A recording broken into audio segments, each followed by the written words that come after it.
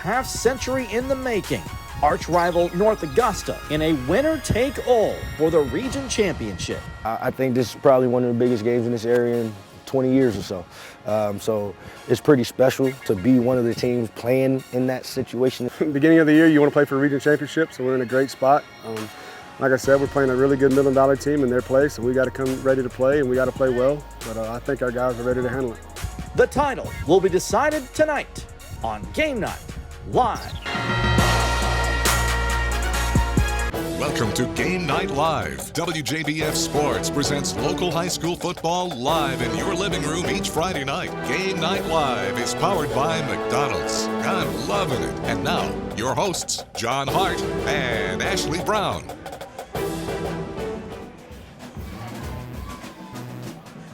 A sold-out standing-room-only crowd at L.L. Willis Stadium on the campus of Midland Valley High School in Graniteville, South Carolina. You bet the Valley is on fire tonight, getting ready for the biggest matchup in the history between two of the biggest rivals in the CSRA. Number 8 North Augusta, number 6 Midland Valley, for the Region 4 Quad A Championship. John Hart joined by Nathan Edwards. As always, Ashley Brown has the night off. Kira Goldstein will join us from the field momentarily. And speaking of Kira, she mentioned on News Channel 6 at 6, people were lined up to get into this game at 4 o'clock this afternoon, if that tells you how long they have anticipated this matchup. This is the 44th meeting, by far the biggest between these two schools, Nathan. Absolutely. If you're not fired up for this one, check your pulse. I don't understand what's wrong with you. We circled this game weeks ago, just hoping both of these teams would not trip up and make it here. And Midland Valley, best season they've had arguably in school history. They got a long way to go, see if they can cash in at the end. But they're trying to break that 24 straight wins by North Augusta against them. They're hoping to do that tonight. 1998. Hard to believe the last time Midland Valley beat their arch rivals from North Augusta. The Yellow Jackets come in at 7-2, 3-0 in the region. Midland Valley 9-0, 3-0 in the region. And that brings us to our keys, 4 keys to the game. Yeah, and for keys for North Augusta, pack everybody in and force Midland Valley to pass the ball. That's easier said than done. The best team against them was Silver Bluff, held them to 245 on the ground. That's the best anybody's done. Also, 50-50 mix on offense, run versus pass. Stay aggressive on offense. If they get up early, keep pushing it. We saw them against Lakeside. They took their foot off the gas a little bit. Keep pushing it. And then on the Midland Valley side, contain Corey Tillman, keep him in the pocket. He's a very electric athlete. Do not let him get outside, scare you with his legs, make him stay in the pocket and beat you with his arm. And then clean, mistake-free football. Both of these teams, and then especially Midland Valley, they've had some issue with penalties in the 2 games we've had them previous in the year. They got to not turn it over and got to have limited penalties. Down to the field for the coin toss. Quiet, Captain Tillman, Captain Cervantes. Let me introduce you, Captain Kessler, Captain Dunbar, Captain Freeman, Captain Sipkins. Gentlemen, shake hands.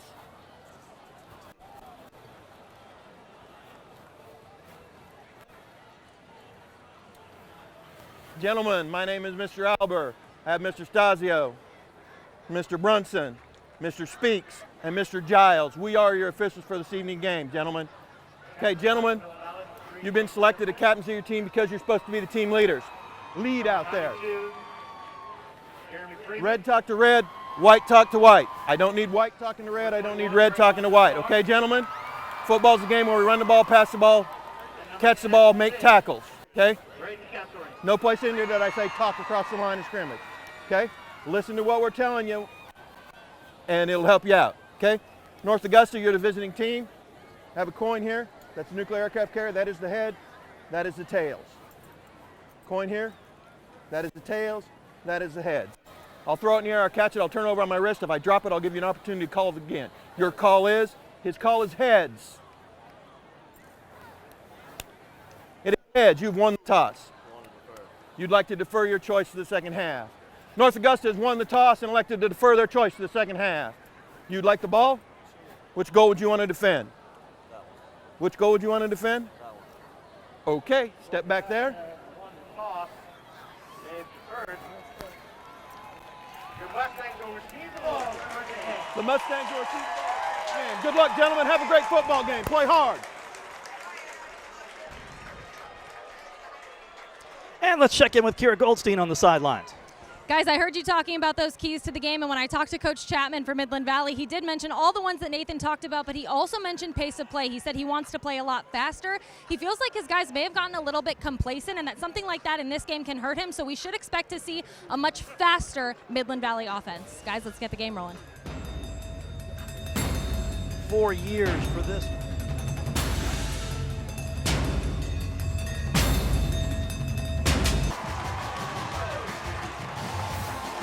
Nice. More than 6,000 strong at LL Willis Stadium, at least that's what they estimated, as the Midland Valley Mustangs take the field from the left side. The North Augusta Yellow Jackets from the right side. It is almost time to kick things off for the Region 4 Quad A Championship in the state of South Carolina. One way or the other, both of these teams will be home for a playoff game a week from tonight. Which one will be the #1 seed and which one will be the #2 seed, that is to be determined in the next couple of hours. Yeah, it's big. If you get a win tonight, then you're guaranteed at home in the first 2 rounds. North Augusta leads the all-time series. Let's be honest, it is a one-sided series. North Augusta leads all-time 36-7. Nathan mentioned at the outset, the Yellow Jackets have won 24 straight times in this series. You have to go all the way back to 1998 for the last Midland Valley win.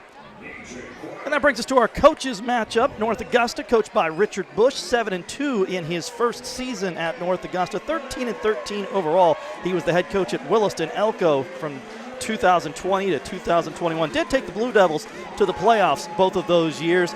He also served as an assistant at Richmond Academy and Lexington, a long-time assistant at North Augusta before taking over as head coach. And this is his dream job. He'll tell you he wants to retire as the North Augusta Yellow Jackets head coach. He is a 2003 graduate of North Augusta. On the other side, Earl Chapman, 15-16 in his third season, but don't read too much into that record. He was 1-10 in his first season after taking over, 14-6 since. He was an assistant at Camden before coming here. Spent 2011 to 2017 as an assistant at small colleges, an all-state quarterback in high school at Dunbar, playing for the Dunbar Poets in Baltimore. That's your coaches matchup, and we are ready to go. Sit back and enjoy.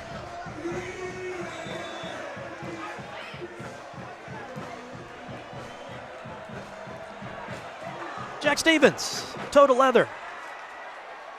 And the biggest game in this series history is underway.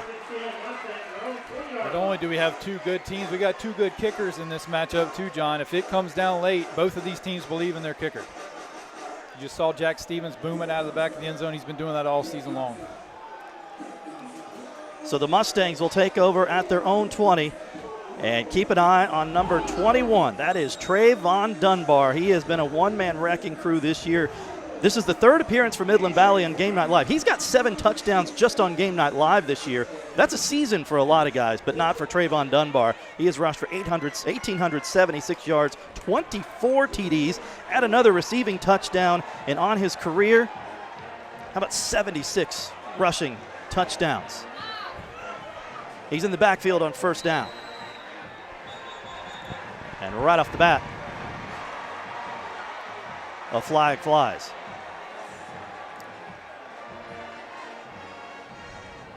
Hard to leg. Timeout. Well, Midland Valley. that was sort of anticlimactic after all the build-up and hype. Yeah, they went with a long snap count there at the beginning on the first play. Almost got North Augusta the jump, but then ended up the play clock running down, had to burn and waste the time out there on the first play. This Midland Valley offense averaging 45 points a game. They're not just beating people. We mentioned they're 9-0, 3-0 in the region. Midland Valley not just beating people, they're blowing people out. The average score of their games this year, 45-16.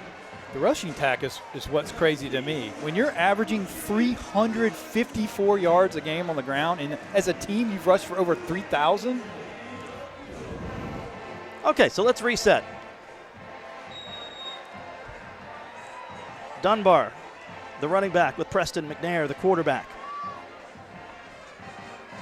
And on first down, it's Dunbar, and the Yellow Jackets are in there. Bryce Tillman, a Border Bowl selection 1 week ago, the first man in for North Augusta. Big number 99, Malachi Morrell, back in the backfield as well.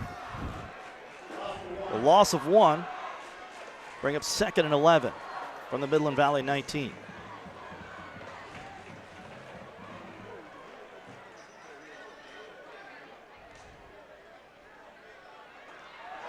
And against Dunbar, this time he has some running room up to the 26-yard line. Gain of 7. And what a week Dunbar had a week ago against South Aiken. He touched the ball just 9 times, but for 313 yards and 4 touchdowns. And he's loose again for a first down to the 38-yard line.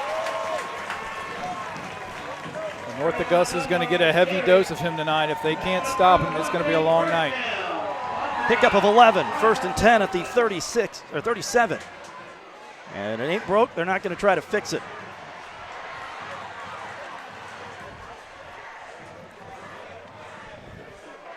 Great job by Alex Powell filling the hole there. He'll still pick up 2, bring up 2nd and 8. And this is where, you know, one of the keys is also which one of these teams will be the first to sort of settle into this game. Preston Butler to the outside across the 35-yard line. That was absolutely beautiful. I don't know if that was a planned call or he just read it and took it himself. North Augusta blitzed off that right side. And the quarterback, Butler, pulled that ball. He was off to the races. 45-yard line, I meant. Pickup of 16 and into North Augusta territory. Go the Mustangs. Now they'll put the fresh set of legs in. This is McNair. And a flag late. If you haven't watched any Midland Valley football this year, when they take Dunbar out, they don't lose a whole lot. No. McNair is a really good back as well. He could go over 1,000 yards rushing tonight. He's at 878 coming in, 15 rushing touchdowns. And let's catch the call. Ooh, a targeting call. Okay, 15's the end of the run.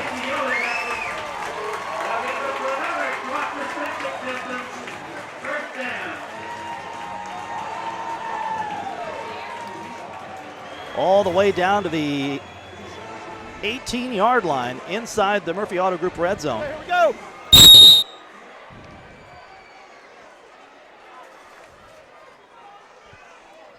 McNair again. This time stood up and dragged back. And again, it's Bryce Tillman, one of 6 Yellow Jackets selected for this year's Border Bowl. Midland Valley has 5 Border Bowl selections, which would make sense since these two teams are the best in the region. 2nd and 6. Yeah, it'd be even more if some of them weren't playing in all-star games elsewhere.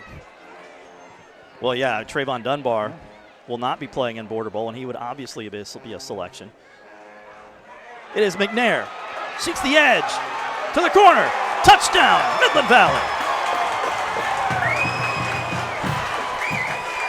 Got that ball to the edge, and great blocking by the wide receivers downfield. Gets McNair into the end zone.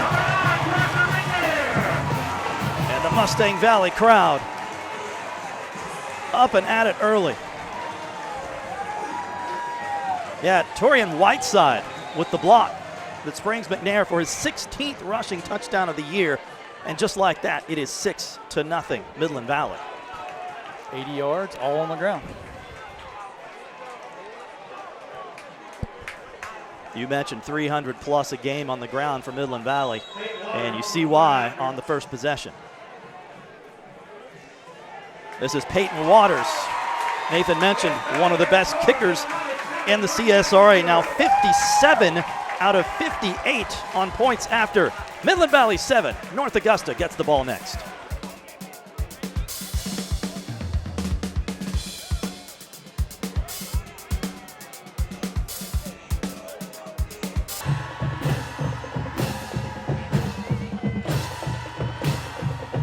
Mustangs strike first. North Augusta will now get a chance to answer. And this student section, I don't think will take a seat all night long here at L.L. Willis Stadium. Named for the longtime Aiken County educator, former principal at Lavelle McCampbell High School, which was one of the high schools that was consolidated to make room for Midland Valley High School back in 1980. Passed away at the age of 94 back in 2019, but the stadium here will forever bear his name. Here come the Yellow Jackets. And the first man to meet him was Dominic Morgan. Morgan with 108 tackles for this Midland Valley team, make it 109. And the Yellow Jackets will start from the 32. Yeah, this is a North Augusta offense that's really grown as the season's gone along. Definitely getting more and more out of Tillman each week throwing the football. Beans Hunt averages getting about just under 7 touches a game. Can they figure out some creative ways to get the ball in his hands tonight? And Michael Doe, the sophomore running back, more than 1,000 yards rushing, 13 touchdowns. Any other game, he's the guy you're keeping an eye on and probably one of the leading rushers. But, of course, Trayvon Dunbar on the other sideline. And Midland Valley's defense now coming to play. Andon Hawkins with his team-leading 128th tackle of the year and his team-leading 10th tackle for loss on the year. What a play. They were trying to go like a delayed counter draw back to the left side, and he couldn't even hand the ball off. A loss of 6. And a fantastic start for Midland Valley. Watch the flag. 31, face mask, 15. 31 face mask. And you may have heard it'll be a face mask on the defense. That will definitely help bail North Augusta out a little bit here. Personal foul, face mask on the defense. 15 yards on the end of the run. The result of the penalty is a first down. Right now at McDonald's, get any size of your favorite frozen drink, like a new Hawaiian frozen punch, or any size McCafe iced coffee for only $1.89. I'm loving it. What'd you call that again? I called it a Hawaiian frozen punch. Did I say that wrong? No, you did a good job. Well, you know, so maybe he's not here. And look at this run. It's a foot race. Noah Wyatt end him deep into Midland Valley territory to the 22-yard line. Well, if this is any indication of how this game's going to go. My goodness. Just exploded up the middle.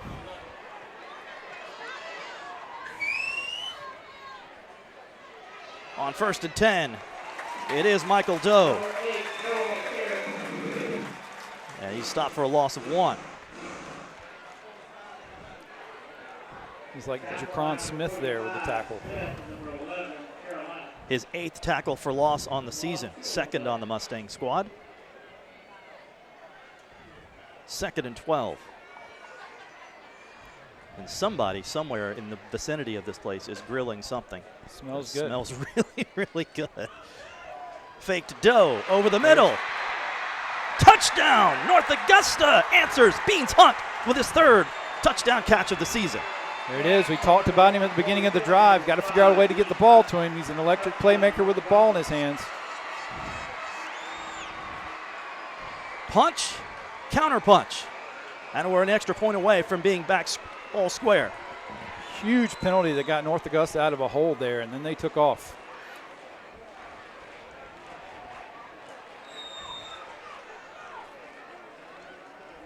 And you mentioned both of these teams have 2 of the best kickers in the CSRA, Jack Stevens. But they're not going to kick, they're going to go for 2. And it's a little trickeration, and it's in. The 2-point conversion is good. Midland Valley saying they fumbled the football. They had Stevens on the field. I think they gave him a 2-point conversion.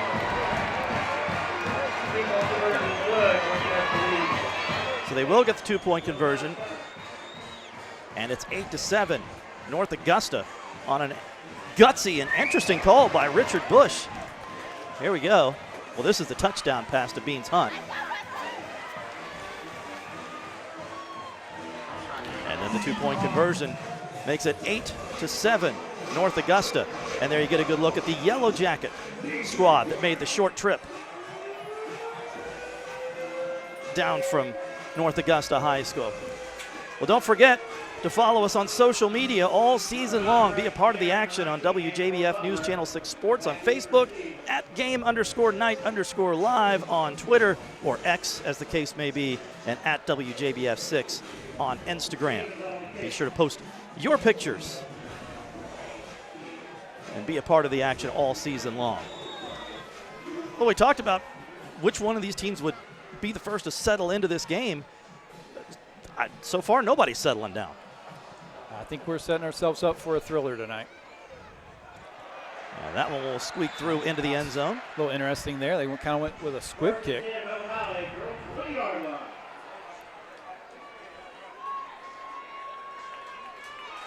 We mentioned, as we were talking during the break, Earl Chapman.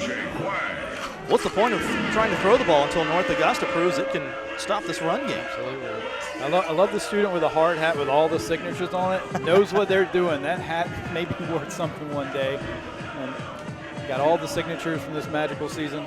There's a good look at Preston Butler, this junior quarterback for Midland Valley. 825 yards passing this year with 8 touchdown throws. He has thrown 6 interceptions. We'll see if they stay on the ground. And they will. And why not? And it's Dunbar. And it's a foot race. Dunbar. 80 yards for 6.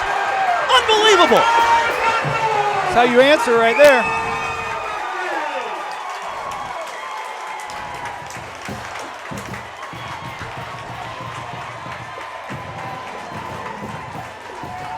His 25th rushing touchdown of the season. And right about there, it was never in doubt. Really good pursuit by Nick Grant, who never gave up on the play. But Dunbar. Nothing fancy there. He was just an off tackle left to the play there, and no one came even close to touching him. Took it to the house. And the point after by Preston Waters. Or Peyton Waters, my apologies, is good. Now 58 out of 59 on the season. That sounds like a lot of points after. It is, because Midland Valley scores a lot of touchdowns. Yeah, and that's more than likely that run put him over 2,000 or right at it. Yeah, so Trayvon Dunbar came into the game with 876 on the ground. He went over 1,000 yards rushing on Game Night Live earlier this season in our game when we broadcast the Mustangs against Harlem. And it will go over 2,000 yards rushing on Game Night Live here tonight if he's not already. Yeah, if you told Midland Valley's head coach with 7:24 left to go in the first he's going to have 160 yards rushing, you would say we're going to have a good night. My, oh my. Wonder what AB's doing right now. This is Evan Phillips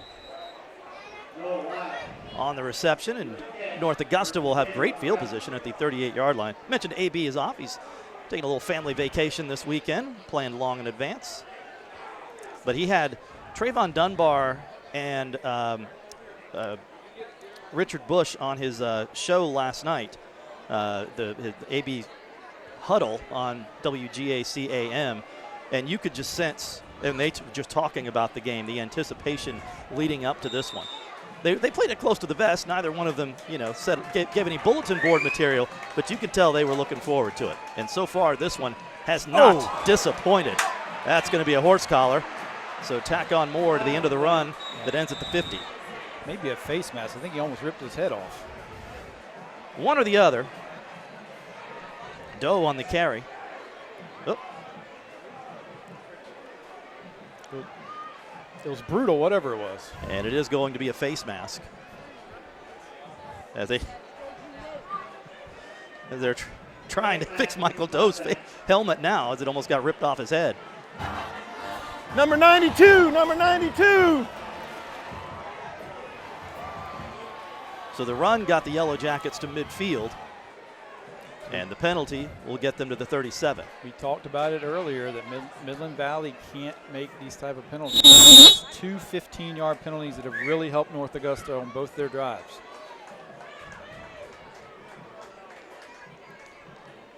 Yellow Jackets, the Mustang 37-yard line.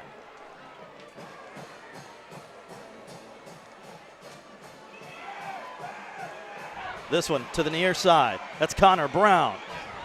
Brown fights his way inside the 30 to the 29-yard line. He is Corey Tillman's favorite target with 4 receiving touchdowns this year. And he'll be close to another first down. It'll be about 2nd and 3, maybe a long 2. That was a great job by Connor there. Didn't look like there was a whole lot there at the beginning, but got 7, 8 yards out of it.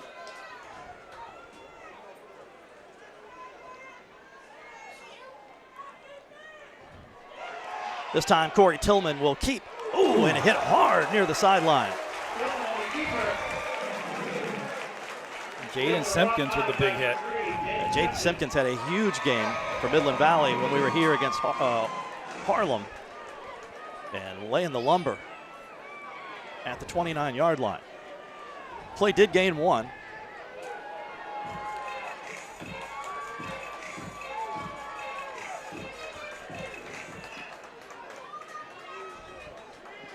The 3rd and 2. And I've got my eye on number 8.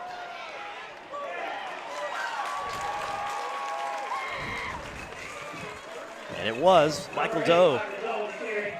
But he's going to be just short. About a half yard short. Interesting call here. Ken Nugent, one call, that's all moment for Richard Bush early in this game. And he's not going to take too long to think about it. Yeah, this is one you would love to just be able to get up under center and sneak the ball, but I don't think North Augusta ever goes under center. No, and they're not going to here. Oh, Tillman out of the game. Well, we stand corrected. But he won't take the snap. It'll go straight to Doe, and Doe's got the first down and tiptoes his way close to the 20-yard line. So that was interesting. Yeah, don't know that I love it, but it worked out. The Yellow Jackets love the result. I feel like that's getting a little cute with less than a yard. But great blocking allowed Doe to get to the edge, and once it got past the initial rush, he picked it up easily. All the way down to the 18-yard line.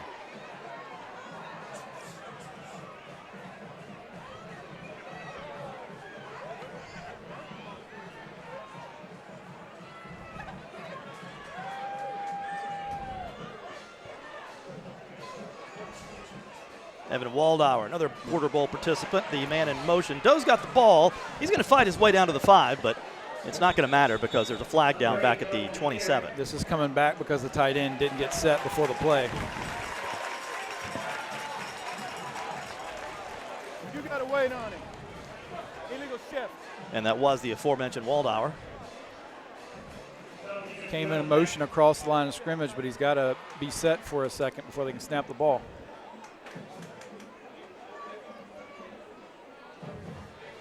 Oh, never mind. That's not what I signaled.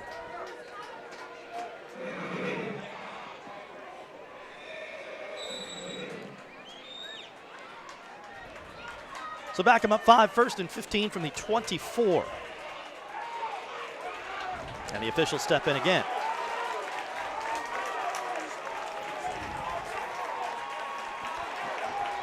It looks like it's going to be back-to-back penalties against the Yellow Jackets.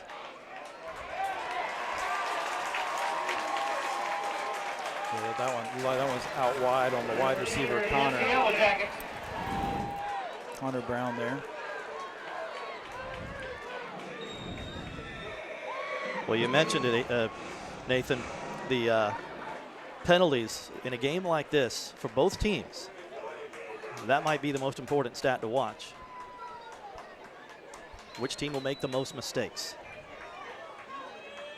Under 5 to play in the first. Tillman, look to run, now throws, Doe, touchdown! What a beautifully designed play. It looked like it was going to be a quarterback sweep all the way to the outside, and he pulled it up. Doe looked like he was going to block, slipped through the defense, wide open. His 3rd receiving touchdown of the year for the sophomore. And North Augusta a point after away from retaking the lead.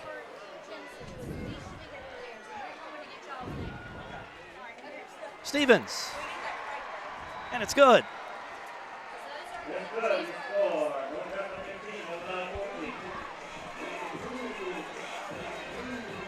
And with 4:39 left to play in the first quarter, North Augusta leads Midland Valley 15-14. Georgia Army National Guard offers you so much more than what you think. You get a degree with money for school, learn job skills that translate to the civilian world, make bonds that last a lifetime, and earn pride for life. When you become a Guard soldier, your family will thank you, your country will thank you, and your future will owe you. Well, so far, nobody's stopped anybody. 3 possessions. 4 possessions, I should say, four touchdowns. No, and that 2-point conversion may be huge later on in the game. It's kind of like stealing a little bit of a possession there. There's that Midland Valley student section. There we are. Well, we were.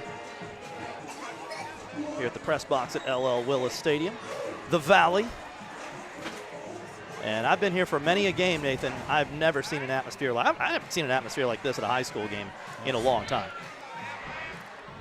Yeah, I told you before the game, the only other atmosphere that even comes close to this was the night they had the Special Virginia Tech band at the Lakeside Evans game for Ryan Clark, and unfortunately with the Virginia Tech shootings. But that atmosphere was electric, and this one is electric as well. We're living right, John. We're getting food delivered. Yeah, this is like big time. They're bringing us cheeseburgers in the press box. Let's see, we got cheeseburgers, fries. When we got here, there were nachos and boiled peanuts. We have not partaken because we didn't know whose they were, but they're still there. They may not be for long. There we are. Hi. Right under the LL and Valley. So let's see if anybody can get a defensive stop in this game. And on first down, and it's just impossible. Just impossible to bring him down. Still on his feet. That's McNair.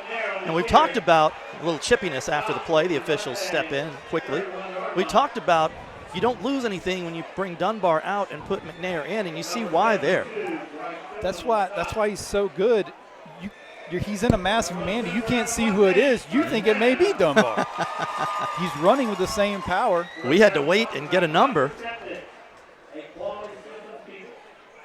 It was a first down. Pickup of 11 on the play. First and 10 from the 31. This is Dunbar. And that's going to be a hold.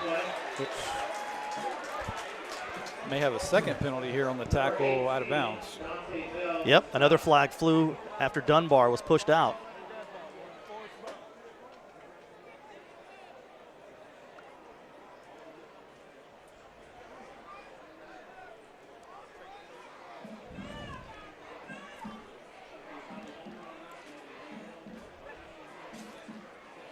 We wondered about the emotions in this game with the penalties, because we've had both these games this year on Game 11. Both of them struggled with penalties.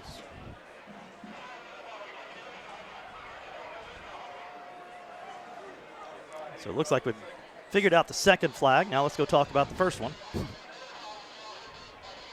And we'll replay. Midland Valley retreats. And he's going to turn around and go back the other way. Yep.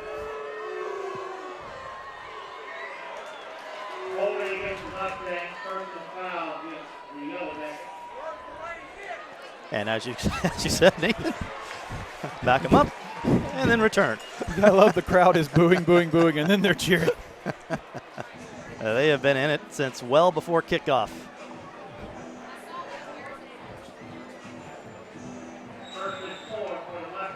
So first and 4 from the 36-yard line after all of that.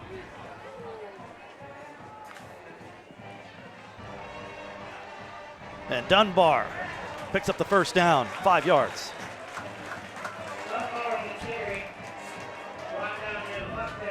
He's not carrying linebackers for 5 yards. He's carrying giant defensive tackles. Mm-hmm. That is why he has gotten offers from virtually every big Division I school you can name, or FBS school you can name. I've heard South Carolina's giving him more look now. That would make sense. It's only about a 45-minute drive from here. On first down, North Augusta In there on McNair, Rashad Butler, the big defensive lineman, a junior, stops McNair. Loss of 1. That's the best defensive play for North Augusta since the opening snap.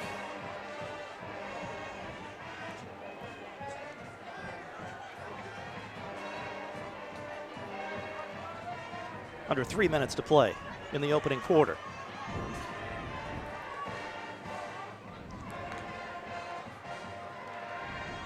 And the left-handed QB swings it out on the near side. And it'll be a short gain for Antron Butler. Antron Butler is Preston Butler's favorite target for obvious reasons. 8 touchdown catches this year.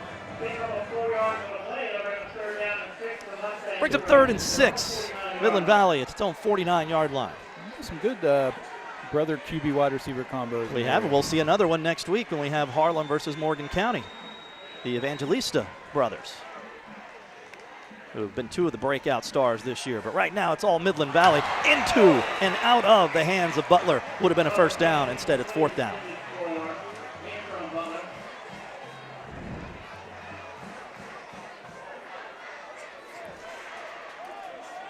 And Earl Chapman really doesn't have a choice at this point on the field than send in the kicking team. In a game like this, you just don't want to have to punt the football. No. Well, this is the first time either team has stopped the other. Yep. It was a good opening stop on first down. Got them behind the chains, forced them to start going through the air. Got the stop.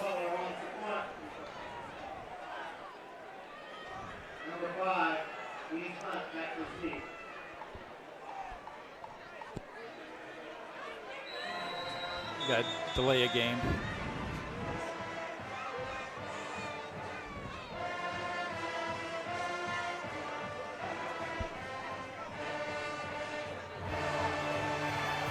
The penalty against Midland Valley will back them up to the 44. We're still on the snap. Here we go. All right, want to be careful with this punt, getting it off, and also with dangerous Beans Hunt back. And Tron Butler will do the punting duties. High kick. Takes a Midland Valley bounce and will roll to the 26-yard line, and that is where North Augusta will begin its next possession. Well, Midland Valley obviously and North Augusta playing for a region championship here. Midland Valley with its eyes set on its first state championship in football. It would be the school's first state championship of any kind since 2015. You got to go back to the Midland Valley basketball team. Well, this is the North Augusta basketball team. We'll talk about them as well because they have been a dynasty over the last 7 years. 5 state championships in 7 years for North Augusta's girls basketball team. This is just this past spring when they won yet again in a record of 26-2 with that 42-29 win over Westwood in the state championship game, and the Yellow Jacket football team hoping to ride that momentum into the postseason as well. Great play there by the Midland Valley defense, getting Tillman in the backfield. Tried to roll out again and had nowhere to go. Yeah, loss of 8. More like 7, so 2nd and 17.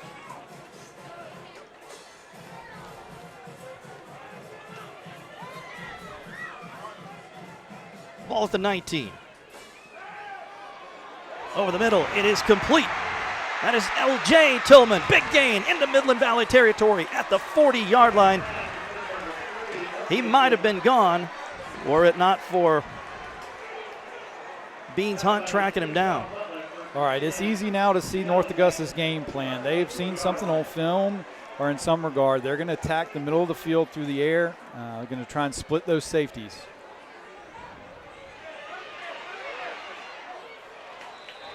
It was a 50-yard gain for North Augusta, and now a flag on first down.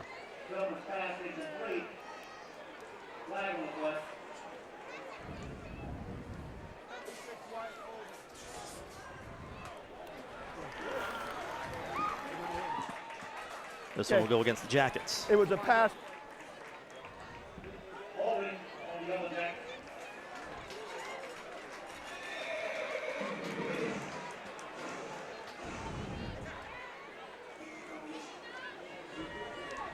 I mentioned earlier that AB on his radio show last night had North Augusta head coach Richard Bush on. Well, it actually wasn't Richard Bush. It was North Augusta's play-by-play announcer, Jason Lynn, who we should mention was really helpful to us today, getting us all of the stats for the Yellow Jackets. We appreciate that. He does a great job calling the Yellow Jacket games over on our news partner, WGAC. Doe.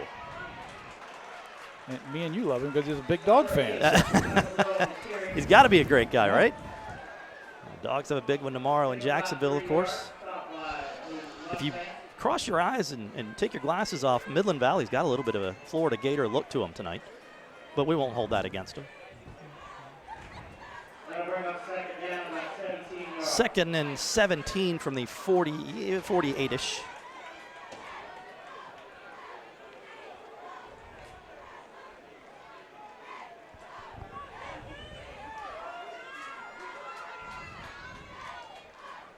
You just want to get to third and manageable here if you are North Augusta. Doe trying to do just that. Splits two tacklers, knocks another one down, and Doe's got the sideline. One of the plays of the year. Are you kidding? 48 yards. Doe in for 6. His 14th rushing touchdown of the season. Absolutely incredible individual effort. When we were here for Game Night Live earlier this year, when Midland Valley played Harlem, Trayvon Dunbar had a run of 60-plus for a touchdown where he broke countless tackles. Look at this effort by Doe.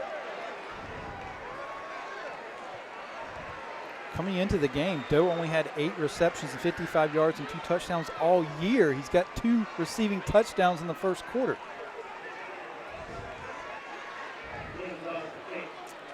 And Stevens extends the Jackets' lead back to 8, 22-14. We'll keep it right here for the final 7.9 seconds of this opening quarter. And what an opening quarter it has been, Nathan. It's been everything we've asked for, that's for sure. Back and forth affair. One defensive stop in that first quarter.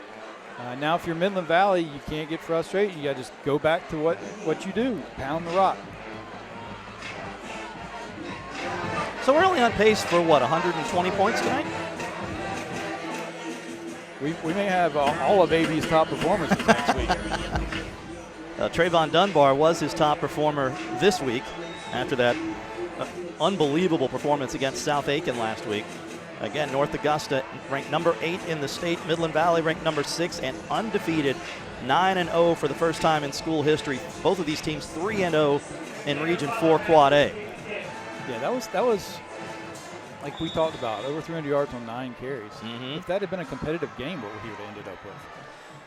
Hard to tell. And, you know, we talked about his career stats as well, and AB would be the first one to tell you if he were here that he missed half of 2 seasons. One with COVID and one with an injury.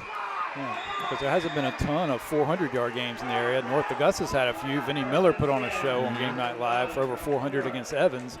And, of course, Merriweather back in the day.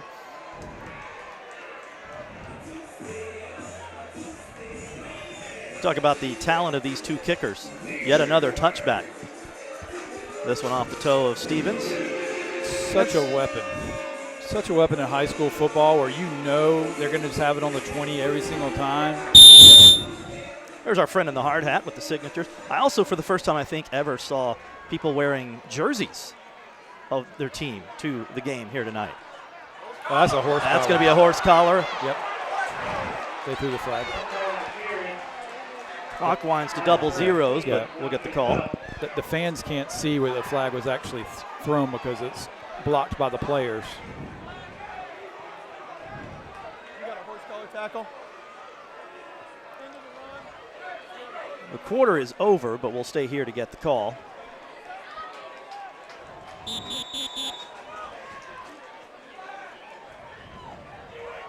And the quarter might not be over because the officials tell them, wait up, guys.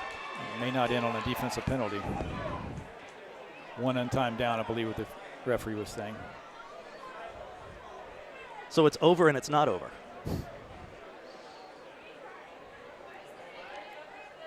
Yeah, that's some final scores from some games in the area, right? You bet. Well, Jack Stevens' brother, Drew Stevens, plays for Iowa.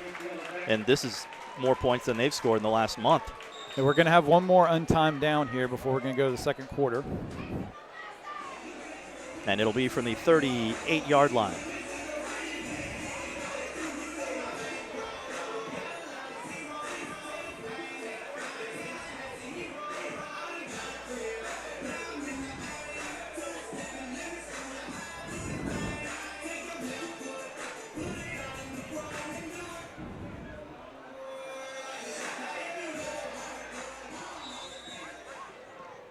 And here we go, with zeros on the clock. Dunbar to the 40. And now the first quarter is officially over. Whew. What a first quarter it was. We're through 12. North Augusta 22, Midland Valley 14.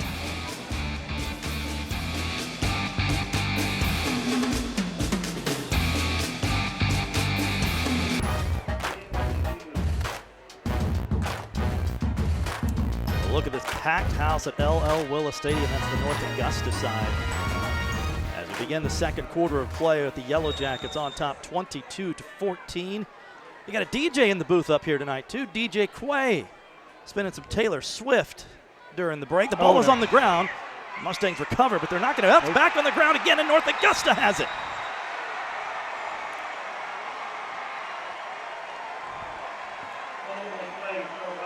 We talked about mistakes.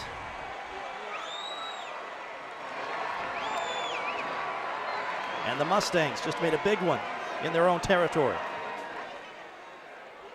Huge turnover there, unable to see who stripped that ball out. Yeah, couldn't catch a number. But a big play for the Jackets. And the first play of the second quarter. All right, let's see if North Augusta gets aggressive and takes a deep shot here. First and 10 from the 38. Oh, they're all fumble. And the ball is down again. North Augusta pounces on it, but it is going to be a big loss. Back to the 49, loss of 11. Tillman was able to get back on it for North Augusta. Goodness gracious. They've gotten some help with penalties from Midland Valley, but every one of North Augusta's touchdown drives have had huge negative plays they've overcome. It'll be second and 20. We've also set what I believe to be a Game Night Live record for PA announcements of vehicles that need to be moved in the parking lot. Yeah, That's how many people are here. John and I were praying it wasn't ours. As long as they don't say a Channel 6 truck needs to be moved, I'm in good shape. Speaking of moving, how about Tillman down the left sideline? Inside the Murphy Auto Group red zone, out of bounds at the 7-yard line. Once again, a huge loss on a play for North Augusta, and then you respond right back with another big play. 31 yards on the gain.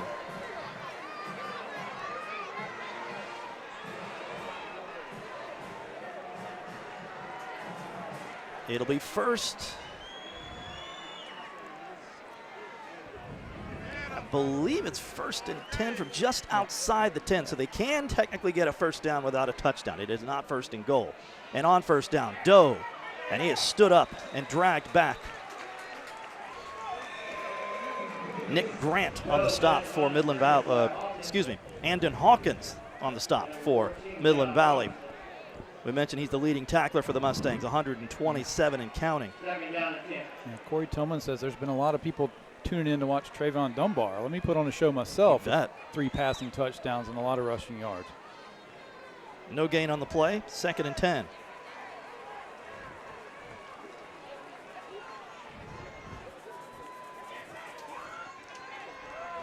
More trickeration. It ends up in the hands of Doe, fighting inside the 5, flag in.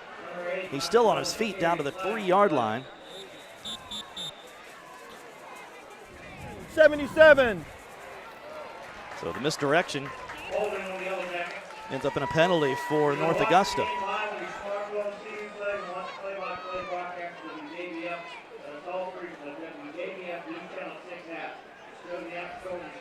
Big one here tonight. We're getting late in the regular season. That means there are big matchups all across the CSRA.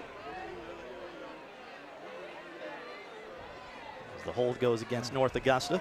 We'll have all the scores and highlights coming up for you at 11:35 over on WJBF News Channel 6. Football Friday night. Brendan Robertson flying solo tonight.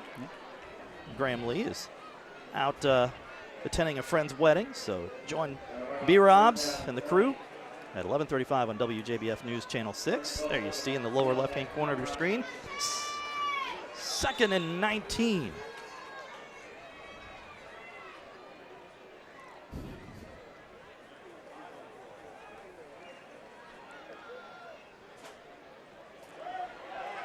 This is Tillman. Pitches out. Doe still on his feet.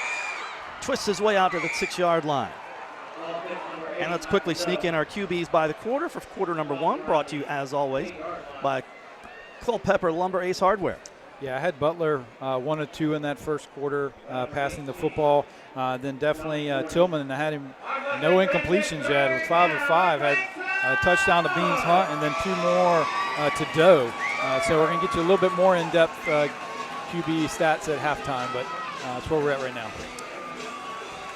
3rd and 7. Long 7, short 8. Direct snap. It goes to Hunt. Hunt to the corner. Flag down. North Augusta celebrates for the moment, but hold everything. Late flag right around the line of scrimmage. Okay. And another penalty.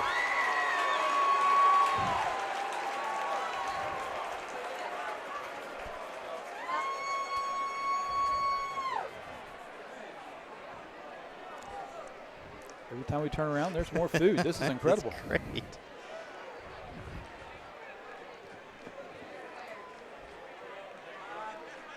So we're having an issue with the official's microphone. We'll try to get that squared away, but the penalty goes against North Augusta.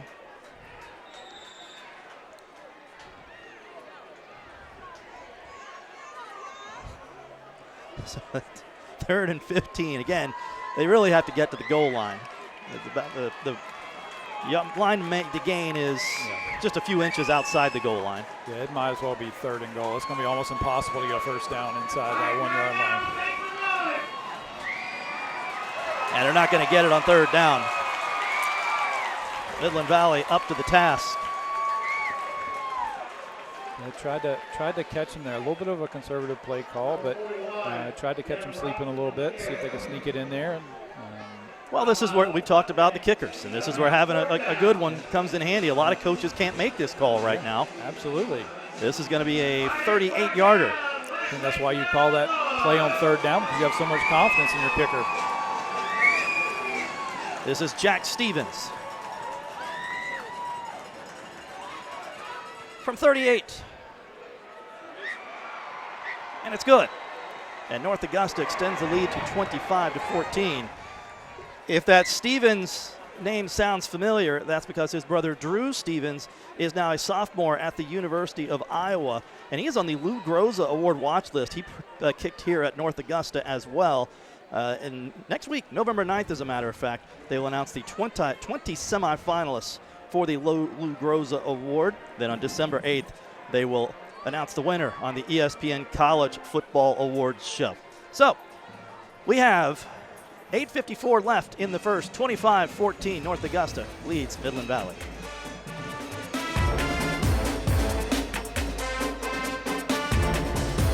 With me,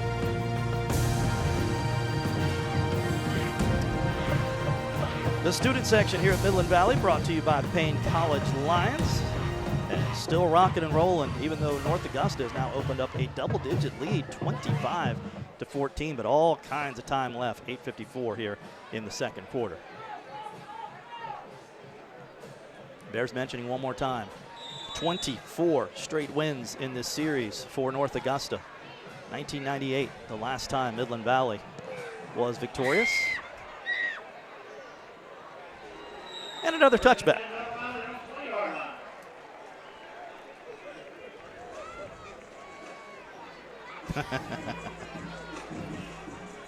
Yeah, so I think North Augusta definitely coaching, thinking wise there. They were in a play to get that field goal. They needed to get some kind of points off that turnover, because definitely they get the ball here in the second half. If you can just get ahead, get that extra possession, it's going to be very tough to beat them. Yeah, that's a good point, Nathan, that North Augusta will get the ball to start the second half. So in Midland Valley, you don't want to fall any farther behind than you are. But both of these teams are quick strike offenses. And Dunbar, good tough run. Looked like nothing, got something. In fact, got 7 or 8 yards up to this 28-yard line.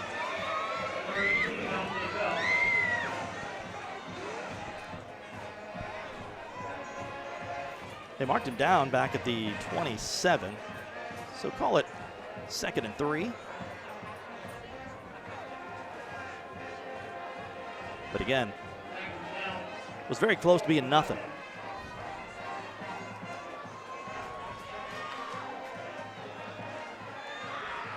Oh, good defensive play to break that pass up by Nick Grant. It was almost a house call. Yeah, if it gets by Grant, there's nothing but green grass and about 60 yards of it. But instead, Midland Valley facing 3rd and 3 from its own 27-yard line. Yeah, that was one of those inches. House call either way. Could have been a pick 6.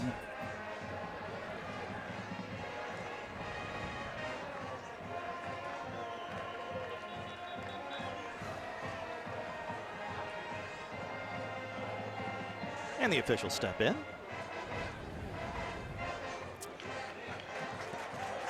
There is a flag. We were blocked from seeing the flag by the sideline. Encroachment on the defense, 5 yards. Result of the penalty is a first down. Yeah, so a free first down for the Mustangs.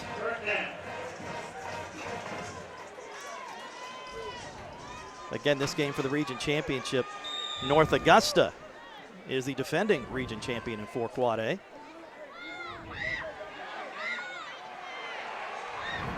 And a wall of white at the line of scrimmage, led by Bryce Tillman. Really good job of sniffing out that jet sweep there to Butler.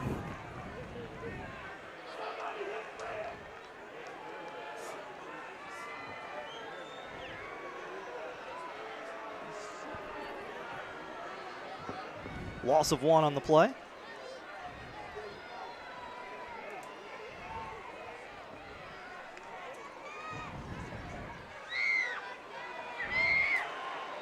And again, another short run, this time McNair.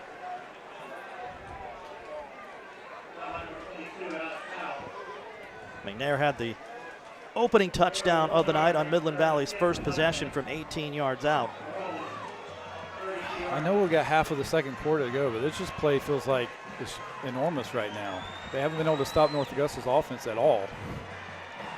Yeah, big 3rd and down, 3rd and 10 to the 31-yard line. 32. Butler wants to throw, checks it down. It is complete, and it's McNair, and he's got a first down across midfield. We're close to midfield, call it the 49-yard line of Midland Valley. But more importantly, a first down for Midland Valley. And keeps the chains moving, and Nathan, as you said, that was a big play. Yeah, and they may even come back to that later because he had Evan Phillips wide open in the middle of the field. Pickup of 18, and now moving quickly, Dunbar on first down up to the 35-yard line. Gain of 16.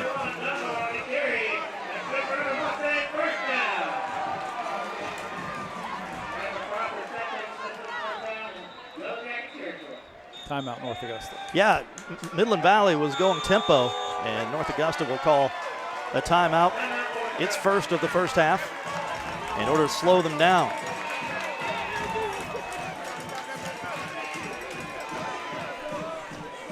So let's take a look at what's coming up this week on Jenny. I'm Jenny Montgomery. Join me next time for an energetic and blingy way to promote breast and cervical cancer screenings. The Reduce Your Risk ladies will be here to encourage you and the women in your life to be proactive about health care. Tuesday at 12:30 on Jenny. That's Tuesday at 12:30, and our thanks to the fine folks here at L.L. Willis Stadium in Midland Valley for putting a promotional spot for the Border Bowl on this big scoreboard. And why not? Midland Valley has 5 players in this year's game. Border Bowl 11 coming your way in January on News Channel 6. And if you missed it, the rosters were revealed last week on Football Friday night for Team Georgia, Team South Carolina. There we go. How about that?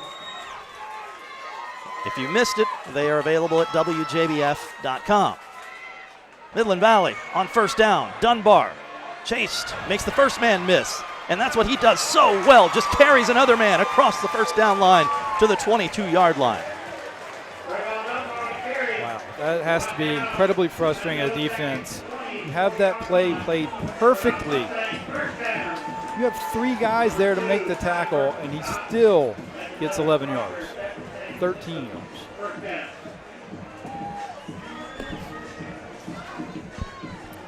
Kira's letting us know he looks like Derrick Henry from her time at Alabama. That's why I didn't mention it. To the near side. Oh.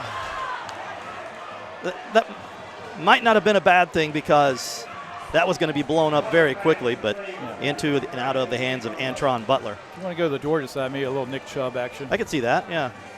We've had so many great running backs over the year, it's hard to narrow it down.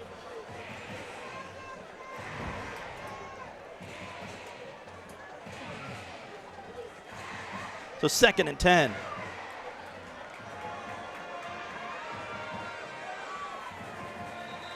And it's just really hard to tell them apart, Dunbar and McNair. And McNair's running in, so that had to have been Dunbar again, down to the 21. It's difficult because a lot of times in the shotgun, they line them up both in the formation. They're going to do right here. It's a pretty big 3rd down, too.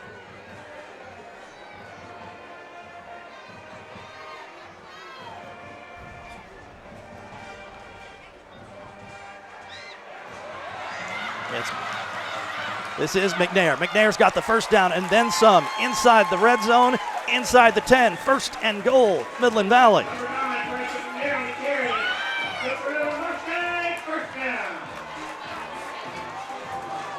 Midland Valley wants to go fast again. 1st and goal from the 7 after the 14-yard run. It's Dunbar now. And this time he is taken down. There is a flag. Let's see if that tackle's a little high. Yep. A lot of face mask in the first half of football. Guys flying to the football, trying to make a play.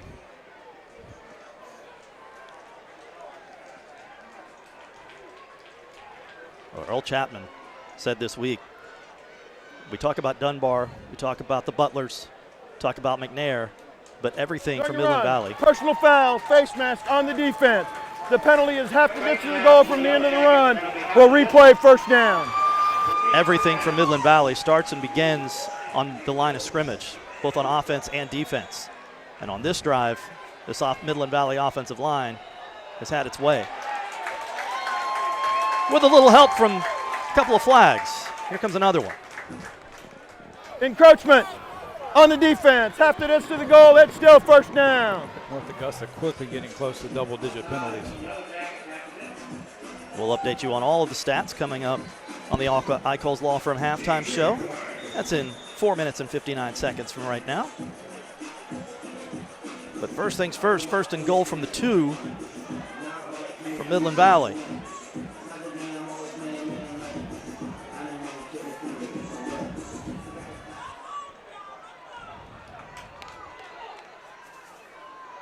McNair on the carry.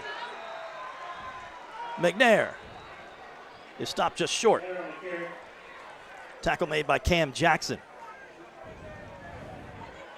Tried to bring in big number 92, Dream Freeman from the defensive line and run behind him there. North Augusta made a good play. It's like same formation here. Instead they got Dunbar in there. 2nd and goal from the 1. It is Dunbar. One man got him in the backfield. He keeps his legs moving. Gotta be a He's touchdown. in for 6. That's sort of a delayed call, but It was worth the wait for Midland Valley. It's like least animated touchdown score. Everybody on the field's like, well, when he doesn't do it so spectacularly, I guess everybody's waiting to see something else. A little 1-yard plunge for Dunbar. Wondered what we were going to see here. I think this is a great job by the Midland Valley coach by kicking this extra point way too early to chase points. There's going to be a lot more scoring in this football game. Touchdown number 26 this season. And Peyton Waters.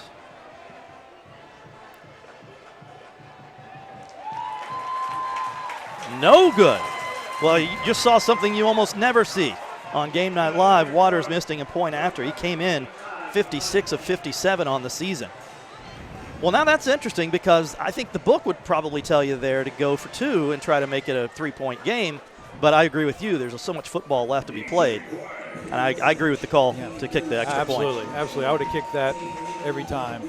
But now it's almost like you got to steal a possession somehow. You can't stop North Augusta. So do we see an onside kick at some point? Maybe start the second half trying to steal that possession back? These two teams first met 100 years, not first met, North Augusta's first team took the field 100 years ago, this being the 101st season of Yellow Jacket football. These two teams first met in 1980 when Midland Valley High School opened. AB's not here for us to ask him about it. It's too bad. Now let's go down to the sidelines and check in with Kira. Guys, another thing that Coach Chapman talked about for Midland Valley is the importance of special teams. We've talked about so many different keys in the game, but he did say that special teams was going to be a big make-or-break thing for this team, and we're seeing why right here. All right, how much you want to bet this is a touchback? I'm glad we didn't wager. For the first time tonight, we have a return. And it's better than, better than a touchback for North Augusta. Wow. DJ Bell somehow kept his feet. Check that, Devin Robinson. And another flag. Number 41, Devin Robinson on the return. Not even a play. Midland Valley trying to say it's their ball coming out of the pile again, but officials saying he was down.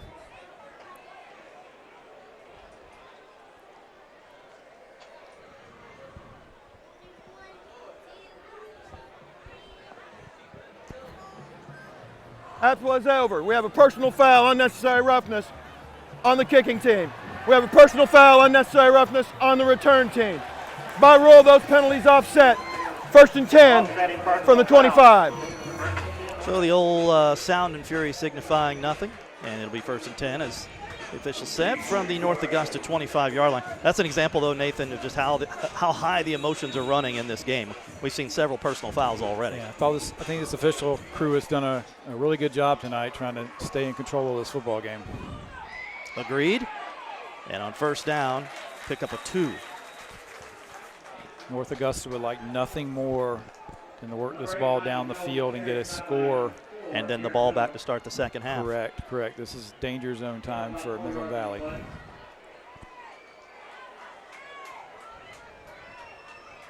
Doe picked up 4 out of that.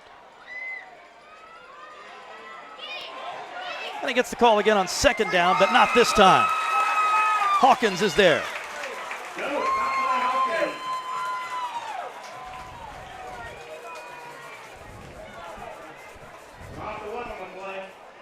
Loss of 1, bring up 3rd and 7. And this is a big 3rd down for Midland Valley. Yep. The Mustang faithful to their feet.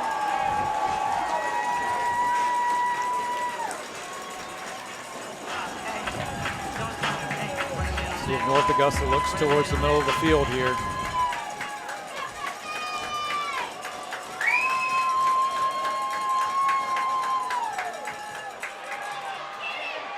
They wanted to, but instead checks it down to Doe. And he's going to be close to the 1st down, but a little bit short. Yep. And a big stop for Midland Valley. Another late flag. If you're a Midland Valley fan, you're just hoping this is not on you. Mustangs pointing at the Jackets. Not on the fans, but the team. Sure.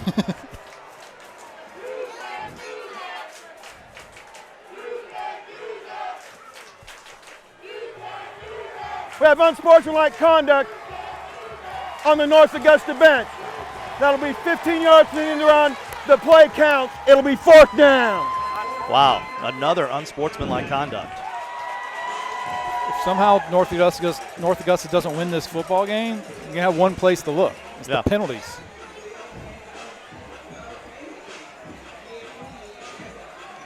Fourth and about 15. So Midland Valley not only gets the ball back, but is going to get great field position. And another flag. Goodness. We've ground to a halt here with 2:16 to play.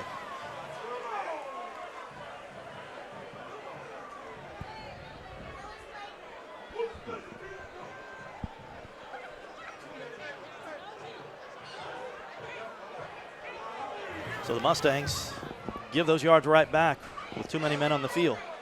Give some of those yards back at least.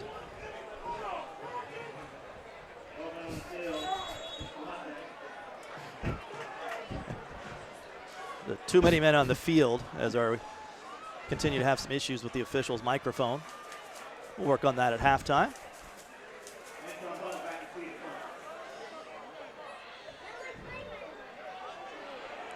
Wow, what a kick. Really good kick all the way back to the 32 and a fair catch.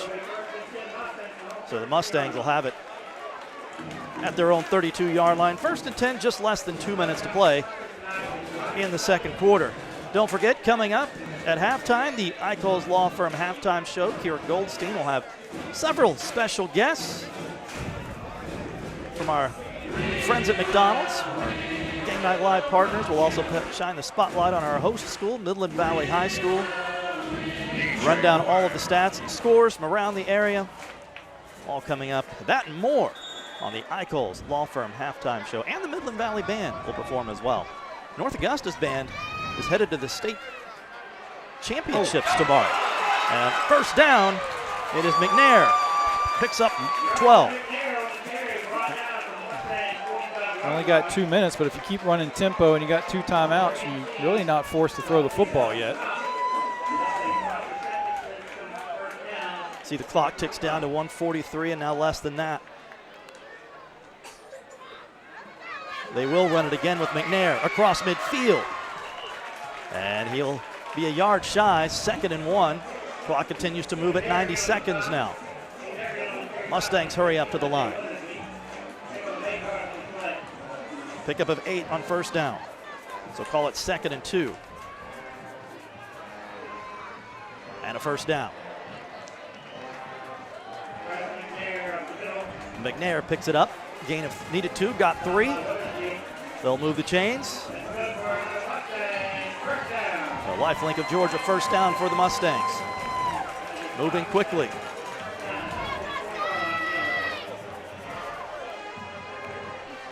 From the 44. I think you got to use one of the timeouts right here. Inside the final minute now. Nope, I'm going to keep going. I think you got to use one right here. Earl Chapman has 2 in his pocket. Going to lose about 20 seconds there. Both coaches with 2 timeouts. On the keeper. That was Butler. And Butler all the way down to the 31-yard line. So Midland Valley now with 33.4 seconds. They'll move the chains, start the clock. And there it goes. On first down. This time to the air. And that'll stop the clock with 27. Evan Phillips, a Border Bowl participant, was the intended receiver.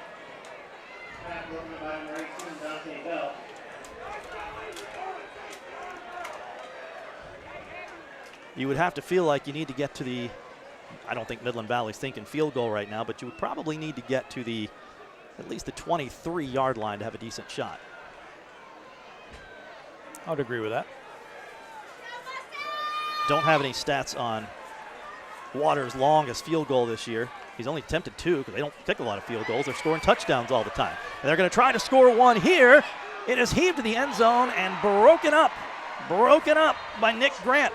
Second touchdown saving play of the night by Grant. And it's 3rd and 10.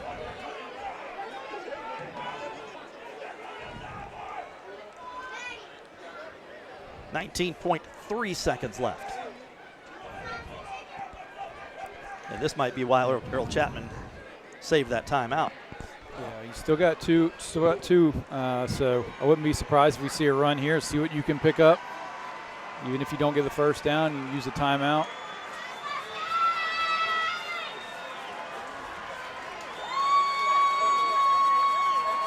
Third down, obviously 2-down territory for the Mustangs. Nope. He's got to get a chunk back here. No. And this one almost intercepted.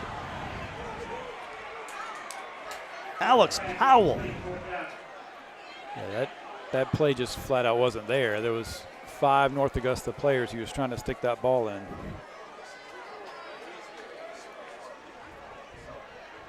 So if you're Earl Chapman, heave it for the end zone here.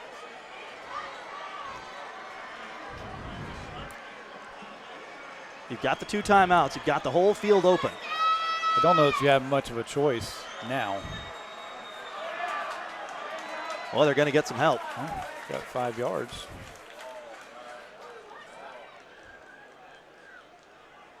There's a big difference in 4th and 10 and 4th and 5. Well, you still got 2 timeouts. You could still definitely run the ball here. It's only 4th and 5.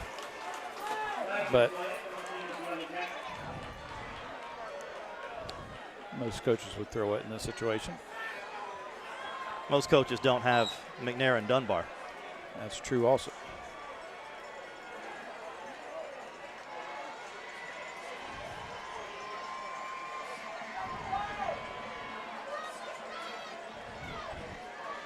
You see the standing room only crowd on the top of your screen. North of 6,000 in the house tonight on 4th and 5. Maybe the final play of the first half. There will be one more as North Augusta comes up big. It's Grant again, who is having a great game on defense for the Yellow Jackets. And a turnover on downs will give North Augusta the football back with 7.6 seconds left, a 5-point lead, and they'll get the ball back to start the second half. This game is all about getting stops on defense any way you can get them. North Augusta's gotten 2 in the first half.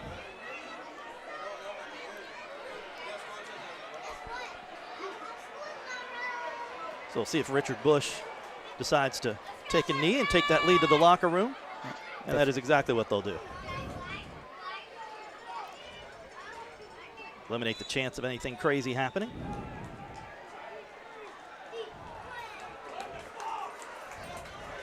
Well, the clock stopped for unknown reasons.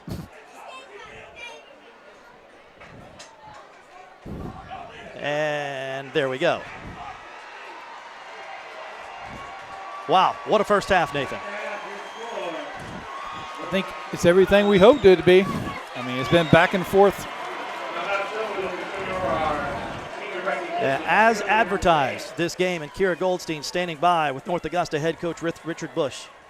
Coach, a close first half. What adjustments are you looking for in the second half? We got to cut out all the penalties. That's what we got to do. We got to cut the penalties out, and we got to do a better job filling our gaps, setting the edge, and tackling 21. We talked a lot about the youth on this team, and we know that they've grown up a lot. How much is youth playing a factor in our first half performance tonight? They played enough football. They know what they're doing. They just got to make plays. Take the youth out of it. Thanks for the time, Coach. Appreciate it. We will be right back.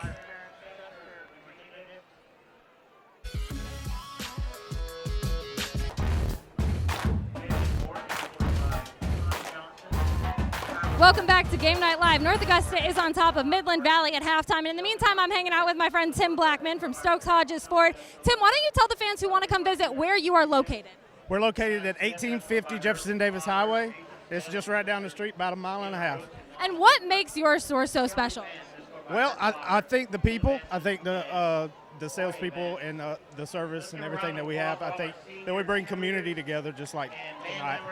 I know that you have a lot of fun things happening. Can you tell us a little bit about some of the sales and deals going on right now? Yeah, we're having a fall sale. We're having up to $10,000 off F-150s. We have SUVs up to $8,000 off. So, I mean, we got deals going. Just come see us. Come see them. All right. Thanks so much, Tim, for the time. We appreciate it. Right now, we're going to take a quick break, and we're going to take a look at the pride of Midland Valley. Well, I think we're the best. I tell everybody all the time, Midland Valley High School is the best kept secret in not only Aiken County, but in the CSRA. One thing that is very important to me is the culture of the place that you work. It starts with our students. We want them to have a place that they want to come to. We have reward programs for not missing too many days. Recently, we've gotten into at the beginning of the school year, we got into a program. It's called Capturing Kids' Hearts. And we're rolling that out, and it's things like just very, very easy things where teachers stand at their door and they're like, "How you doing? You look great today." And it's just real small things like that. And then there's a period during class time where they're just, "Okay, everybody tell me something good that you're doing or something good that's happened in your life." And class just stops and you talk about that kind of thing. It's just little things like that, just talking to people and taking a little bit of time to, it's school, and everybody, they in their mind, they hate school, but we want to do everything we can to build our culture and make this a place where it's good, and there's a place where you feel safe and it's clean and everybody is treated well and respected. Because I like to look out for people, I like to take care of my people and them to feel that. I have roughly 85 teachers, so I don't want turnover. It's hard now to find teachers and things to bring into your school. I know one of the very first days that I started 3-4 years ago, I talked to my students, what do you like? What do you dislike? What would you like to change?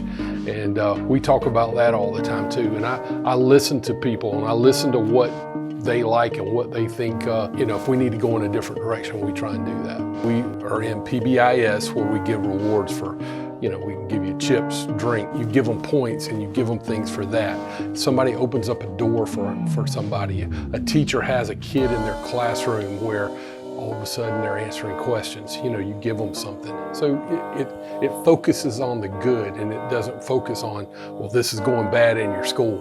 And it's a good feeling. I love it here, and it's important to me. We become the best that we can be, and I want all of our kids to know that how good that they can be and what they can be, and that's what all this is about. It's just touching hearts and trying to change people from the inside and getting them to do something good.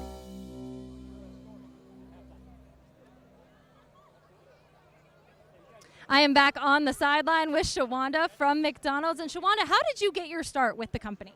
I started with fries, and I just worked my way up because it's a great company to work for. And what is your position there? I'm a store manager. And how is it important for McDonald's to give back to the community?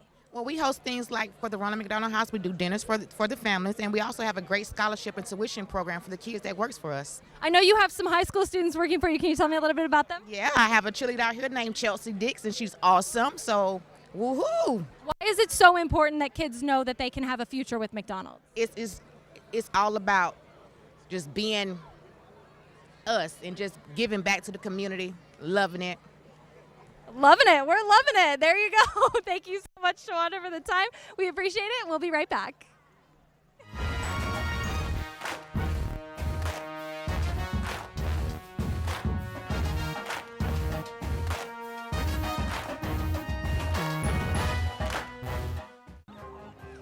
And now the pride of the valley, the Midland Mustang Band.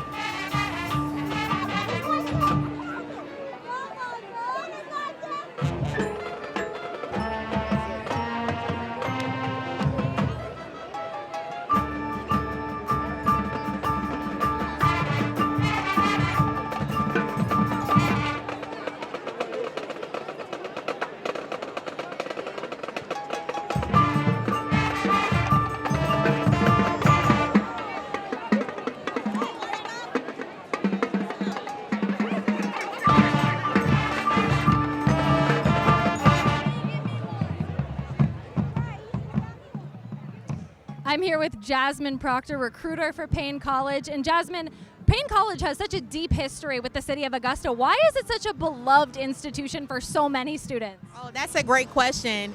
And quite frankly, Payne College is an institution that granted even myself an opportunity to pursue a degree in higher education, being that I'm a first-generation graduate. And so the institution just being on its ground and where it is, and for the city of Augusta, I believe that it becomes a beloved institution just for those, who are like myself, who aren't given many opportunities. And so the institution grants those type of opportunities for us. So much history with the college. As a recruiter and an alumni, where do you see the college moving forward in 5 years? Oh, that's a great question. Honestly, just being in the environment here at Midland Valley, football Friday nights, I see Payne College with bringing back the football team, marching band, implementing new programs such as cyber programs and creative writing, screenplay writing programs in the institution. And I really think it'll move the institution forward for our students, and it'll be a great beacon for the community as well. We would love to see that. For students that are looking to check out Payne College, what is the web address that they should check out? They should go to www.payne.edu, go to admissions, and you can actually fill out the online application for free currently. And check in with my friend Jasmine Proctor. All right, thank you so much for the time. We appreciate it. We will be right back with the second half of Game Night Live.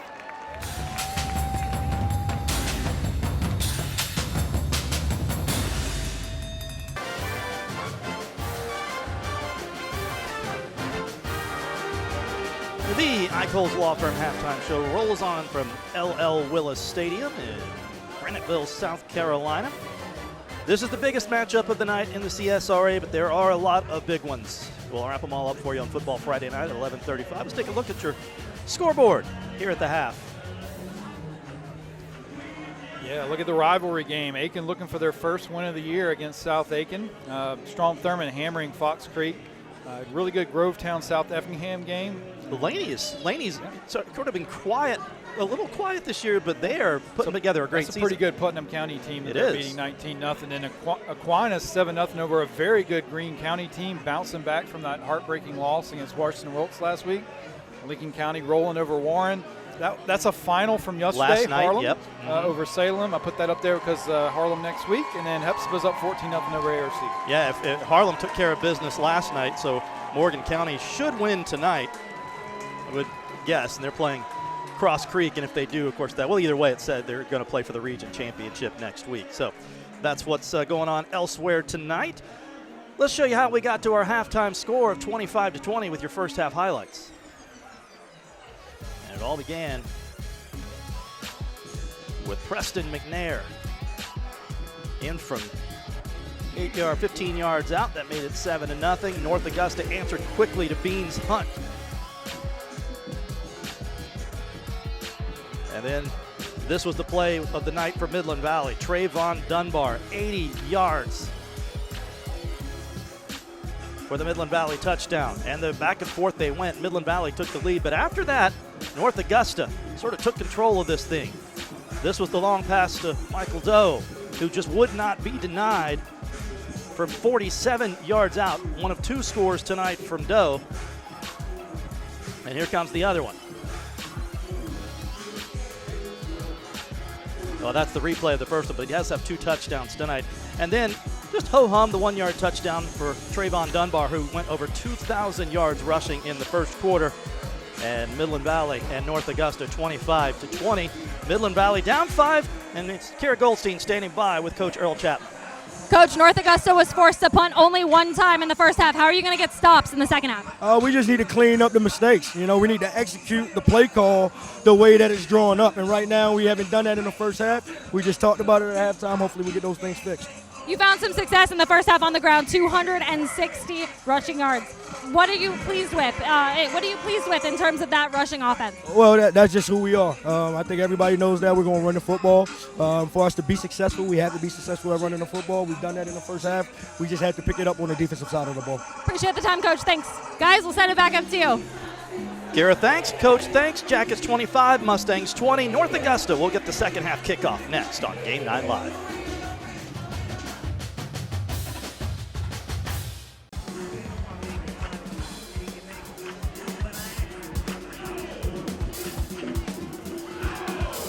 This raucous Midland Valley crowd still in it, down 5 as we get set to begin the second half. They're bouncing to the sounds of DJ Quay up here in the press box at L.L. Willis Stadium. By the way, our thanks to the folks here at Midland Valley. They have treated us very well tonight. The halftime spread, cheeseburger, fries, we have nachos, we have boiled peanuts. We are very happy. Yeah, if you've never been to a game in the Valley, you need to come experience it. It's one of the best atmospheres in the CSRA. Well, while we have a second, let's work in our QBs by the quarter for quarter number 2, brought to you as always by Culpeper Lumber, Ace Hardware. Yeah, Corey Tillman from North Augusta, 5 of 5 in that first half for 148 yards and 3 touchdowns. Also added 49 yards on the ground. And then Preston Butler from Midland Valley was 2 of 9 for 22 yards in that first half. 5 for 5 was Tillman, very efficient running this North Augusta offense, and we will see him again here as the Jackets get the second half kickoff. And it was all through the air for North Augusta in the first half, 148 passing yards. Midland Valley just 22. And on the flip side, as Coach Chapman said, on the ground is what Midland Valley does. 260 yards rushing in the first half to just 75 for North Augusta. And right before the half, if you heard Kira talking to North Augusta coach Richard Bush, he mentioned penalties. North Augusta penalized 12 times for 95 yards in that first half. Midland Valley just 4 penalties for 39 yards. Something jumps out to me. Do we see Midland Valley starting to wear down this North Augusta team in the second half? That was 40 plays to only 21 for North Augusta in the first half. I went to the University of Georgia, but even I can tell you that's almost twice as many plays. So here we go. 24 minutes to settle the Region 4 Quad A title between these longtime bitter rivals. And North Augusta will start from the 37.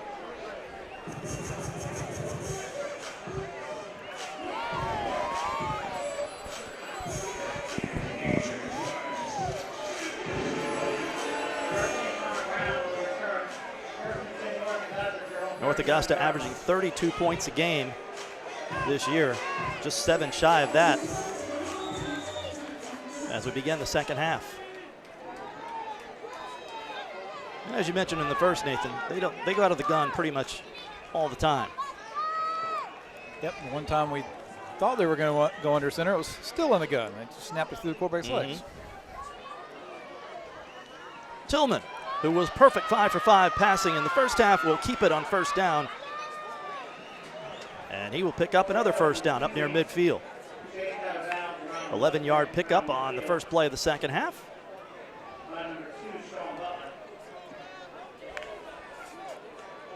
North Augusta, the defending region championships, trying to make it 2 straight.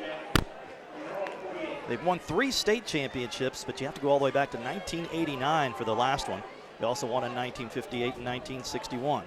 7-2 on the year with those 2 losses coming to Dorman and Dutch Fork. And another big gain on first down, or second down, I should say. They did not give him a first down on the first play, but they will have it here, and it'll be into Midland Valley territory at the 45. Yeah, just a couple of simple outside runs for Tillman, picking up a couple of big chunks of yards. Well, all it took for me is saying that all they've done is throw the ball for them to start running it. Now back to the air, and it's Hunt. Hunt made the first one miss. Still on his feet, a pickup of 6. And that was a tough 6.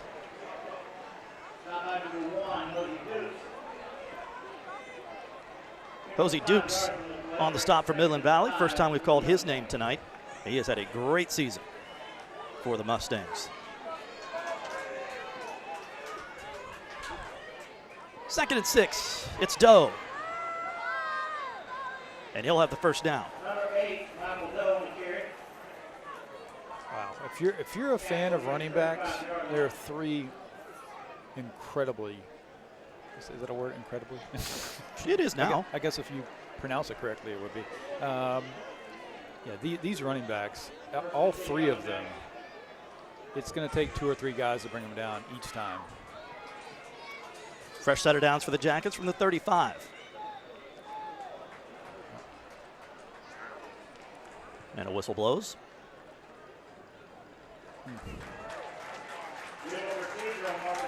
Procedure on North Augusta. Knocked him up to the 40. That'll put him over the 100-yard mark in penalties. Richard Bush told us at the half one thing he wanted to clean up at halftime. And first one on the first drive for the Yellow Jackets after 12 of them in the first half for 95 yards. Hunt in motion. Member of the all-name team, Beans Hunt. Tillman's got to get rid of it. He does. Ooh. And incomplete and out of bounds. Almost a spectacular catch by Hunt, but he would have been out either way.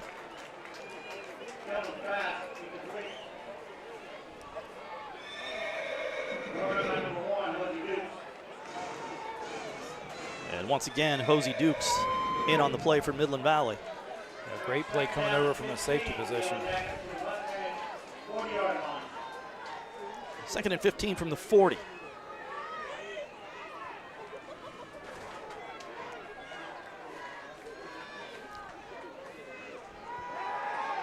Tillman rolls left, throws against his body. It is complete. Tillman to Tillman, and out of bounds at the 33. Follows up his first incompletion of the night. Yeah, he was perfect up until that incompletion to Hunt. So 3rd and long, 3rd and about 9 from the 34. Now this is where having Stevens is a huge luxury. If it's not there, Tillman can just take off and run, and if he doesn't get the first down, they got an incredible kicker they can run out there. Tillman got a block, directing traffic, heaves, and going to be pass interference against the Mustangs. Tillman didn't have anybody open, threw it up and got bailed out. Smart play by the quarterback. Yeah, tried to get it to Beans Hunt down the sideline there. We might get a peek of that replay, but it's a pretty tough call because that didn't look like that was a catchable football. It's thrown out of bounds.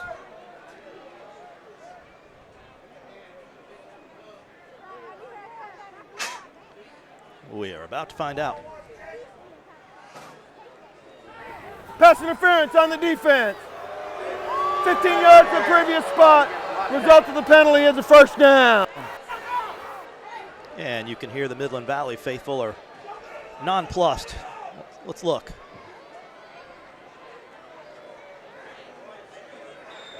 It's close. But there's only one opinion that matters. Yeah, it would have been an incredible catch, but he could have pulled it off. You never know.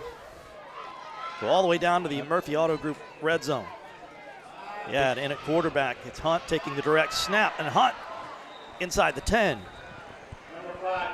Did this in the red zone in the second quarter. He actually had a touchdown call back for a penalty.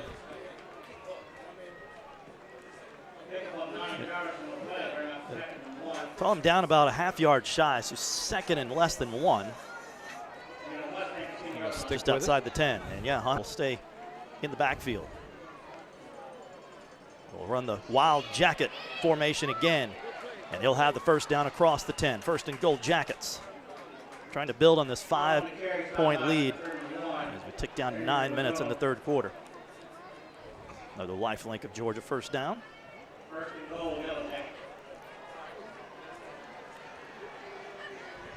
And now North Augusta in no hurry.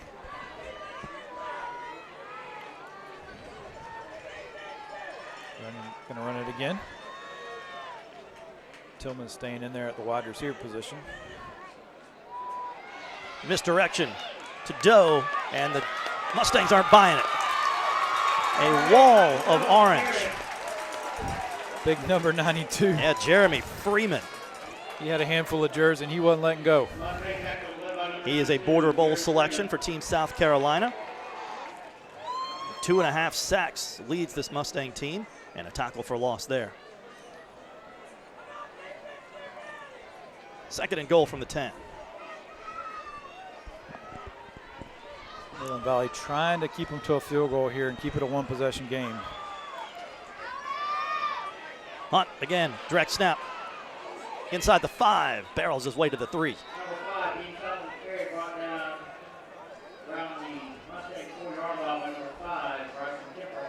Hunt also a Border Bowl selection. We've said that a lot tonight because there are 11 between these two teams. 3rd and goal. This packed house, close to 7,000 strong. You see standing room only.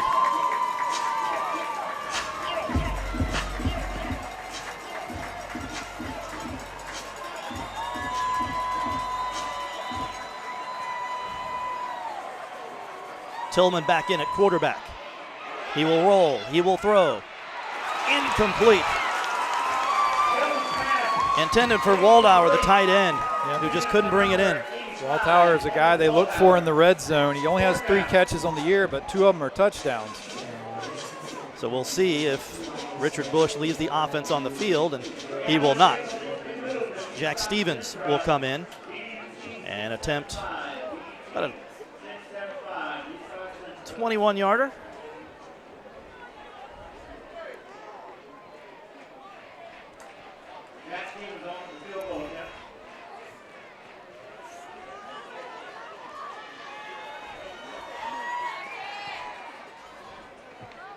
And a chip shot for Stevens is up and good.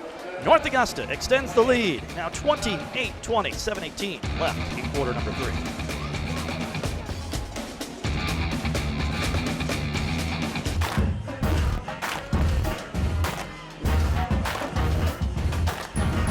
This Midland Valley student section has not stopped since about an hour before kickoff. And if you weren't with us for News Channel 6 at 6, Hero reported there were people trying to get in here at 4 o'clock to get the best seats in the house. And you look at the top of your screen, standing room on the North Augusta side. Bottom of your screen, standing room on the Midland Valley side. One of the better high school football atmospheres any of us have ever seen here tonight to decide the region championship.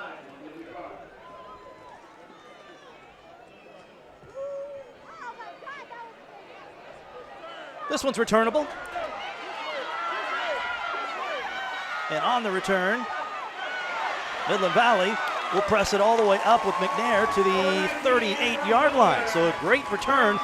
And this is a Midland Valley team that could use a little bit of a spark right now. Yeah, took advantage of a kick not getting into the end zone. He's been so good on the kickoffs and getting touchbacks. Didn't drive that one quite far enough, and Midland Valley made him pay. North Augusta had the ball for 14 minutes and change in the first half to Midland Valley just less than 10 minutes. And it kind of felt like North Augusta was taking control of this thing a little bit, but you look at the scoreboard, it's just a one-possession game. And here come the Mustangs across midfield. Trayvon Dunbar, who has his pick of Division I schools he can attend next year, and gives the Mustangs a first down across midfield into North Augusta territory at the 48-yard line. Yeah, that was the off-tackle run to the left that he took for 80 yards in the first half. 2 touchdowns in the first half for Trayvon Dunbar, and if you weren't with us, he's now over 2,000 yards for the season. And he will get 2, maybe less than that. They're going to just say maybe a yard on first down. Somebody else needs to move their car, Nathan, but it's not us. That's our 4th. Move your vehicle or it will be towed of the night if you're keeping score at home. It is, we believe, a Game Night Live record. McNair spins, still on his feet. Impressive run, picks up 4. That was Antron Butler.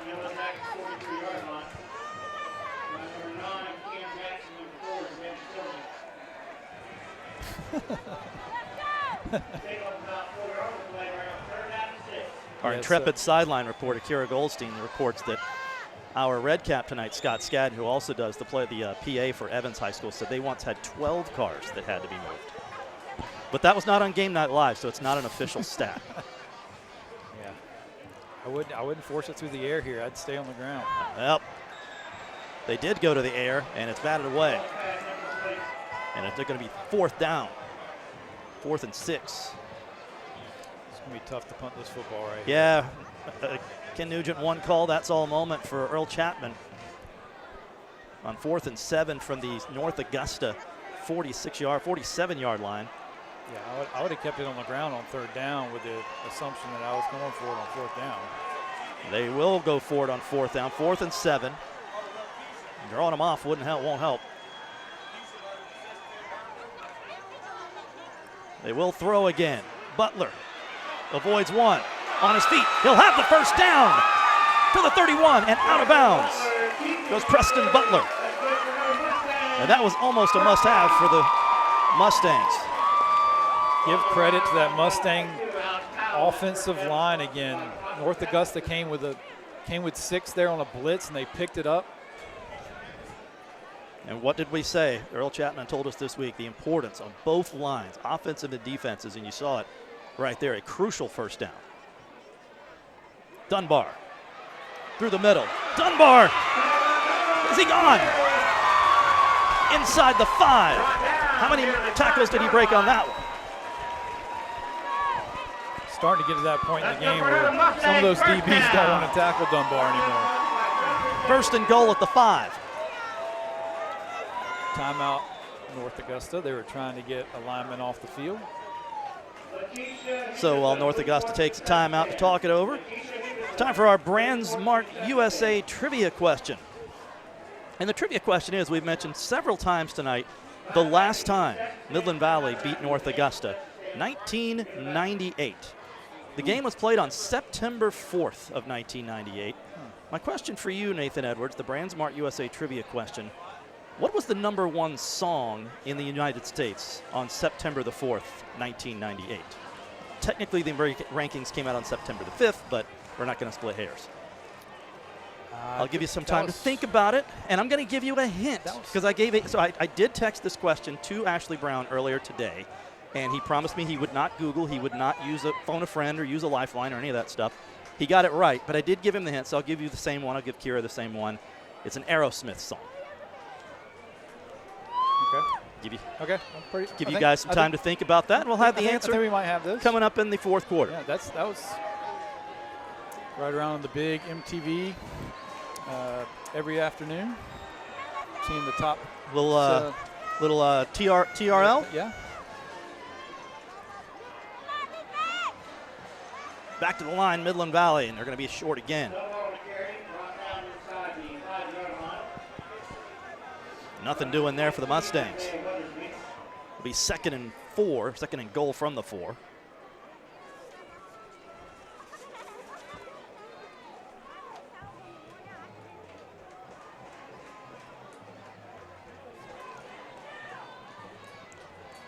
Dunbar the back.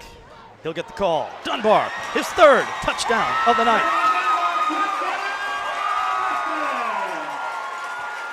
The 1-2 here. Trayvon Dunbar, that's now 10 touchdowns on Game Night Live this year alone, and his 27th of the season. And we can keep going with the impressive stats. That would be his 77th of his career. Going for 2. He'll get the call again. Needs the edge. Needs the pylon. What an effort.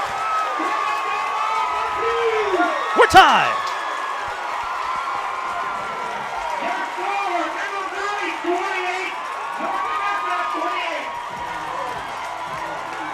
He was rolling right. You just knew he was finding a way.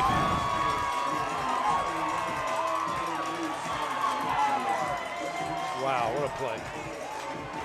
Trayvon Dunbar, for the 3rd time this season, putting on a clinic on Game Night Live. All right, John, let's start over. Sure. As the great Vin Scully would say, pull up a chair. And as Terrell Owens would say, get your popcorn. Well, we have an instant classic brewing here in the Valley. One of these two teams is going to win the region championship in the next 17 minutes and 1 second. And whichever does is going to want to relive that, and they can through the encore presentation of Game Night Live coming your way over on WJBF News Channel 6 Sunday at noon. You can also follow us on Facebook, Twitter, X, whatever you want to call it, and Instagram. What's going to happen in these next 17 minutes? Waters kicks it away. I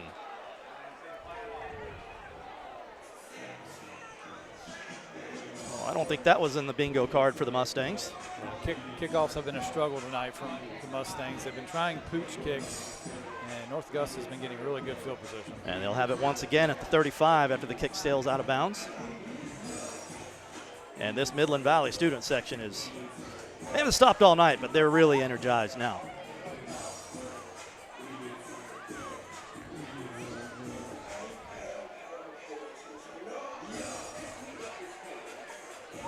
Untouched by R on the kicking team.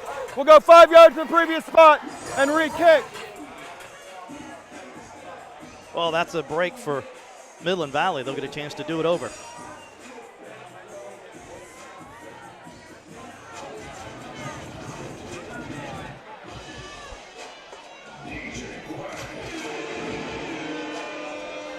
At the half, I fought my way through the crowd to go get Nathan and I a couple of Powerades and a water. It is jam-packed. the line at the concession stand was probably about 75 deep. Yeah. Wow. Did you I went around use your pass? But they had the gate locked, but luckily the concession stand folks needed to get out too. Otherwise, I was stuck.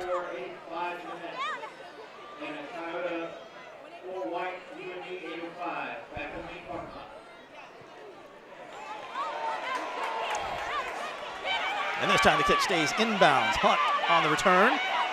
Hunt with a nice return. Still on his feet. To midfield. Ball out. Midland Valley has the ball. Going the other way.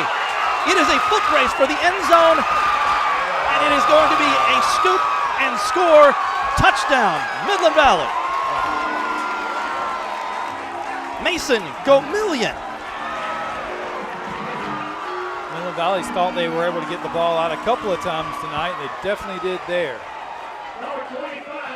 A possible Powerade Play of the Night nominee. Such a good, tough run by Beans Hunt, but trying for that extra yard. And it wasn't a scoop and score. Gomillion just ripped it out of there and took it. 50 yards to the house.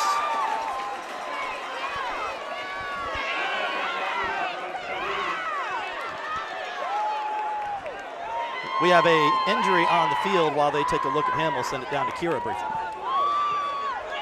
Yeah, guys, you know, I just saw a bunch of celebrating and hugging, and you can really see it there that these guys are so close. I talked to Coach Chapman earlier this week about the love on the team, and he said that actually he was leaving practice on Tuesday. It was about an hour and a half after practice had already ended, and half of his team was sitting in the parking lot with their doors open, playing music and dancing. And he finally had to go over to quarterback Preston Butler and be like, hey, can you please ask your teammates to go home, because I'd like to go home. And we can't really be hanging out in the parking lot, but he says that there is so much love on this team. They hang out all the time, and we see it in moments like that with that touchdown that really show just how much they love each other and they have each other's backs.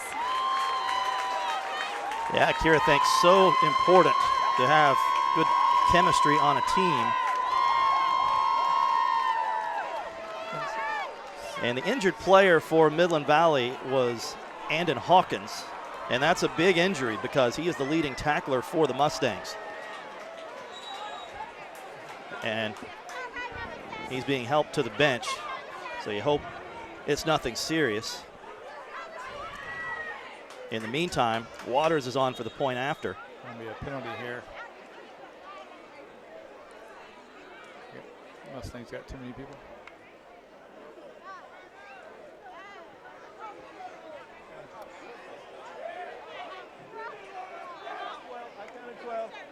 There's no flag on the play for illegal substitution. JK. Referee thought he had 12, did a recount, only had 11. Math is difficult for some of us, okay? And Waters is true. Midland Valley with 15 points in less than 5 seconds has taken this game back over. This place is coming alive now. Let me tell you something. I would not want to be the guy that has to do the push-ups here at Midland Valley after they score, because they score a bunch. 400-plus points coming into tonight. Yeah, if you're up in the fourth quarter, you're like, please running clock by then. Then again, if you're built like that, dude, probably doesn't matter. Oh, there. What do you think, John? How many could you give us? Oh, I in one sitting, if I don't have to, do sets, shoot, I can probably give you 50. Woo! We may have to film that at some The point. form might not be great.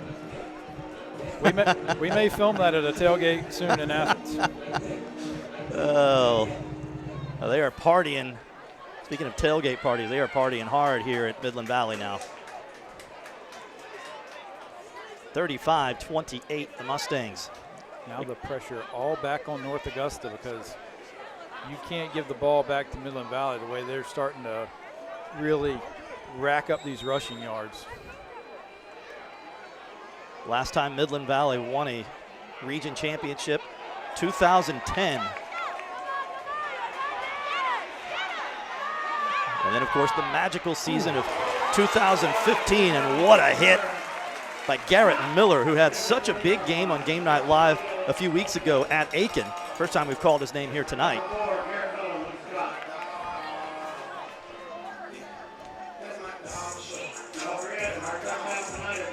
Kira's got an injury update on Andon Hawkins. Kira. Yeah, guys, I went over there doing some preliminary feeling around of the area. He says that he feels all right. I talked to Coach about it. He came over and checked him out, and he said there's no guarantee, but it looks like he's going to make it back, and he seems all right for now, guys. That's good news for Midland Valley. Right now, it is North Augusta and Tillman trying to get the edge. Another flag.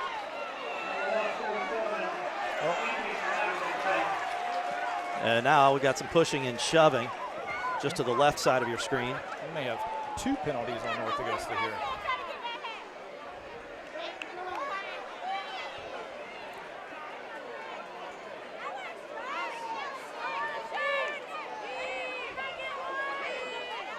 Kira asked the coach about the young football team. He said they're not young anymore. We're 9 games into the season, but you got to keep your composure. Yeah, coaches will tell you that freshmen aren't freshmen by the time you get to this part of the season. Okay, now. Kira's got some more information on that as well.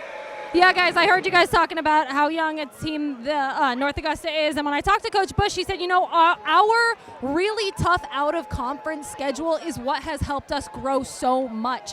These guys have gotten some game experience. He said that that's what really is making these guys so tough, is that game experience, and that it's really showing here tonight what they can do and how much they've grown this season. That's a good point, Kira. And yeah, North Augusta did play a very difficult non-region schedule, and it's led them to an undefeated region slate so far, 3-0, and a number 8 ranking in the state. 7-2 overall, those 2 losses coming out of the region, obviously. Fairly lengthy conversation going on. Now Earl Chapman, the head coach at Midland Valley, has joined the proceedings, or joined the chat, as the kids say.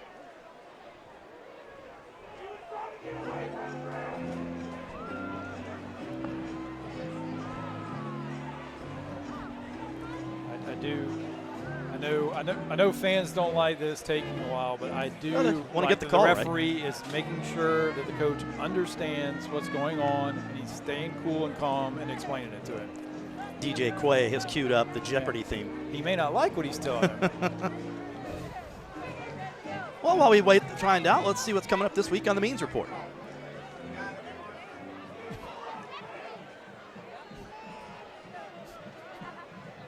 Well, we'll keep it right here, actually. It looks like we have the call now.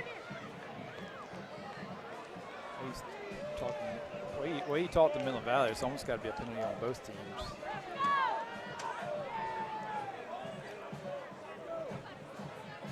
Well, while they do that, we can tell you still have time to cast your vote for the 44-strong player of the week in this week's poll on WJBF.com. The nominees this week are the aforementioned Trayvon Dunbar, Cameron Austin, Telly Johnson, who just committed to Northern Illinois this week, Jeremy Richardson, Michael Doe, a couple of players from this game as well. You have until 11 o'clock tonight. There's a personal foul, face mask on the defense. That'll be 15 yards from the end of the run. After the play is over, we have a dead ball, personal foul on the defense. By rule, that player is disqualified from further participation. Wow. 30 yards. Wow. Well, they were both on North Augusta, but they're both on Midland Valley. And that was why you got that reaction from Earl Chapman. Didn't catch the number on the player who was ejected. We'll have Kira check on that when she comes back. But again, you have until 11 o'clock tonight to vote for the 44-strong player of the game, and the winner will be revealed on Football Friday night. Well, you hear Midland Valley fans' opinion of the 2 calls. I mean, this is once again had Huge a chance penalties. to get a stop, and they're helping North Augusta's offense. Which so far has not needed much help tonight. So the end result of all of that is 1st and 10 from the Midland Valley 36-yard line. Ooh, what a hit. That was Garrett Miller. 2nd big hit in this drive. And now he's shaken up just a little bit.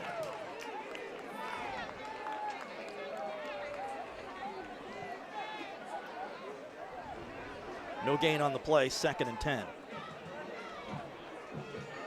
North Augusta has led by as many as 8. Midland Valley has scored 15 unanswered here in the third quarter. And Tillman keeps across the 30 to the 29. Great job of making something out of not much there by Tillman. Split a couple of defenders and ended up getting 6 yards. 3rd and 4.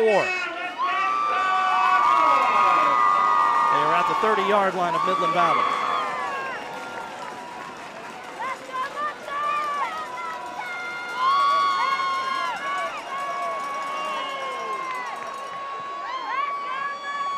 And Richard Bush may have called a timeout.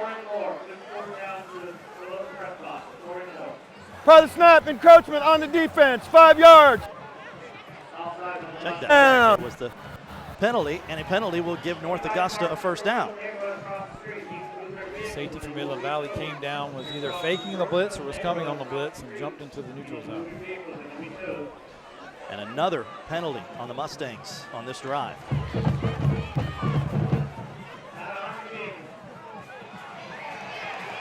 Doe makes the first one miss. Out of bounds at the 24-yard line. Pickup of 1. You go back and rewatch this game on Sunday and probably got 25, 30 broken tackles by these running backs. It has been an impressive show by both Michael Doe and Trayvon Dunbar.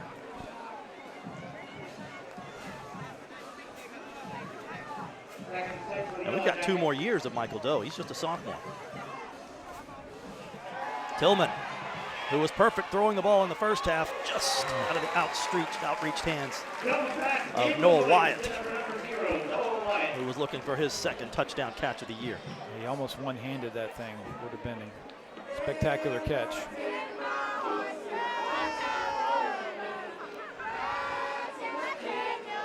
Let's see. Yeah, it's not quite enough stickum on the glove.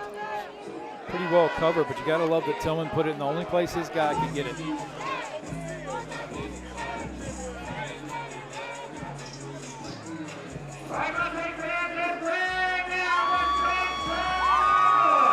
You would assume 2-down territory for North Augusta. Most teams, yes, but with their kicker. Be about a 40-yarder from here. He completes it to Waldauer, but I believe he's a little short. I think with it being this short, they're probably going to go, though. Maybe 4th and 1, 4th and 2 at the most. So you go for it, but what do you do?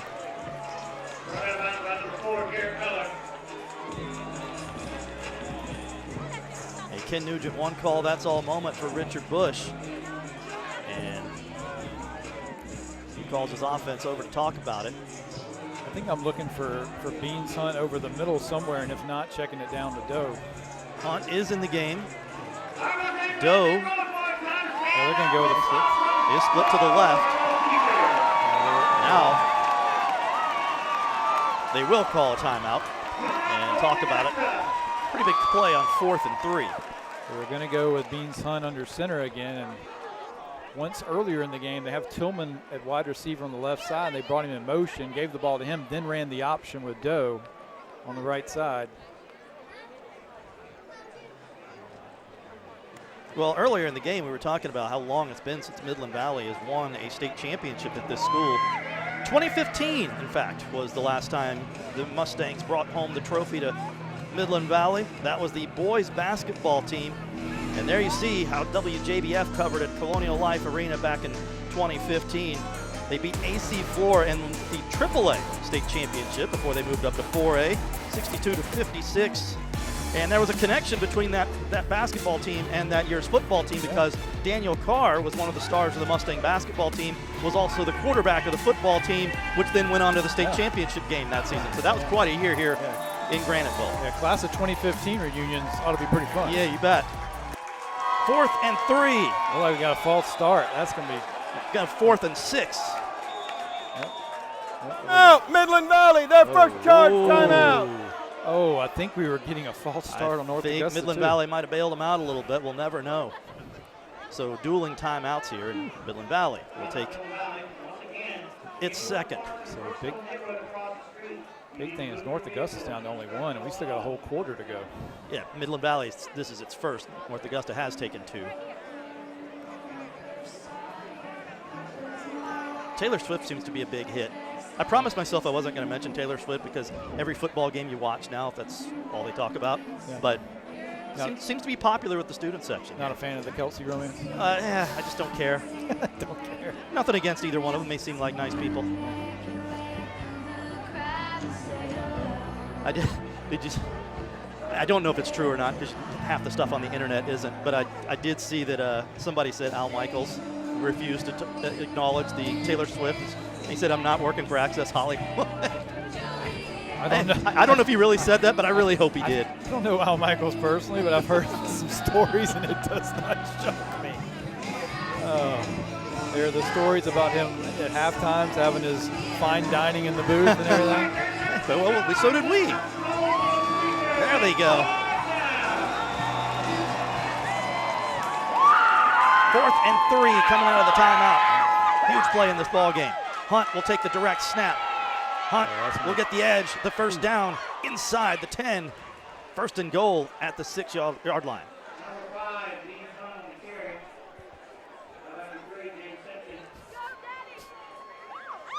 So a massive first down and move the chains. 1st and goal for North Augusta as they trail by a score here. See if they stick with kind of their red zone offense so far this game and keep Beans Hunt under center. Yep. Yeah, Hunt will take the snap again. Doe to his right. Hunt straight ahead. Still fighting. Close to the goal line. No signal. Feel like he was in. Yeah. Yep, touchdown. Another incredible effort. His 4th rushing touchdown of the year. Pulls North Augusta to within a point with 2:01 to play in the 3rd.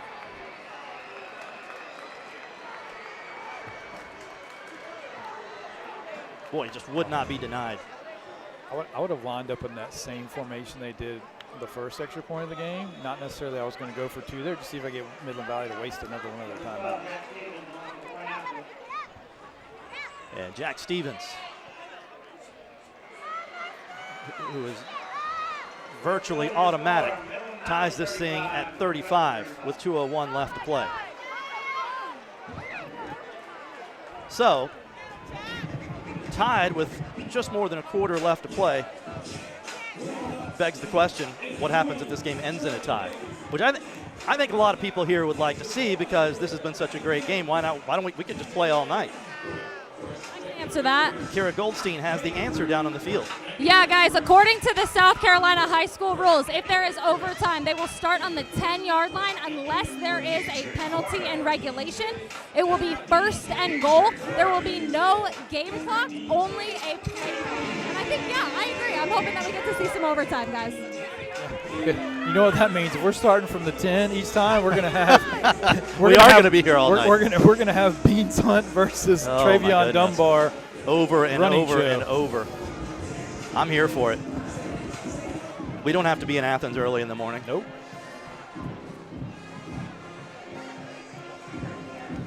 I've done the midnight drive to Jacksonville before, not doing that this time. No, nor am I. We were going to do it. But I will be on the couch for the Dogs and Gators. See if he can get this one in the end zone here. So really, if you listen to what Kira was saying, it's very similar to the college football overtime rules. A touchback for Stevens. Just a little bit closer.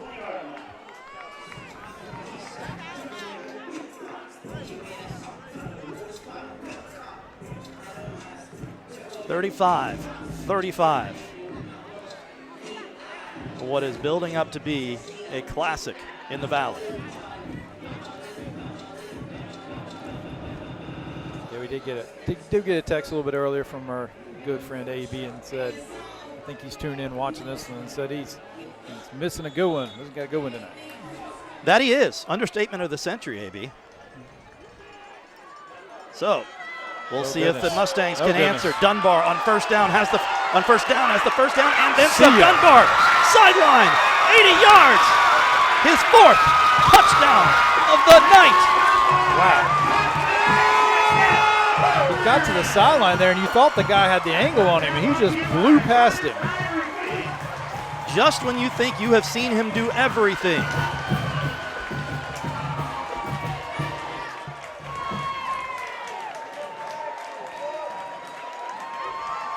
Thought number 4 had the angle on him. Is Eddie Tillman. But not a lot of folks are going to win a foot race with Trayvon Dunbar, who has now scored 11 touchdowns on Game Night Live alone. And the Midland Valley stat folks, who just do such a great job helping us out here, tell us he is now up to 2,222 rushing yards on the season. As Peyton Waters adds the extra point. And Midland Valley has the lead once again, 42-35. I want to say thanks to our stat folks here, with Nathan filling in for AB. The Midland Valley folks have done a great job for us tonight. Rick Domedicus and CC Nix. Rick Domedicus, Midland Valley class of 82, and CC Nix class of, I don't know what that 07. says. 07, okay. Yep. I was going to say, she didn't look old enough to be any older than that. So yeah, Rick just let me know he's up to 285 for the game for Dunbar. So he doesn't want to give up his crown as Player of the Week.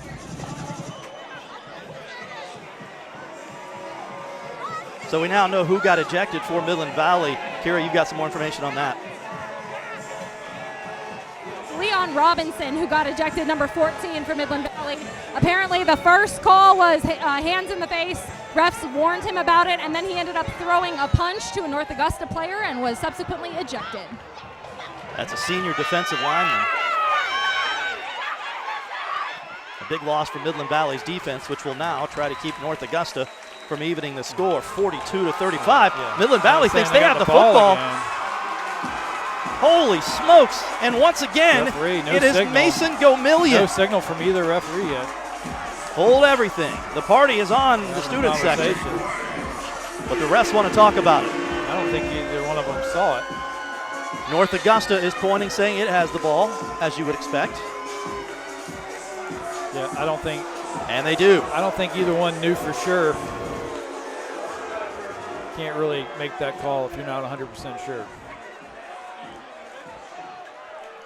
Well, that would have been a heck of a night for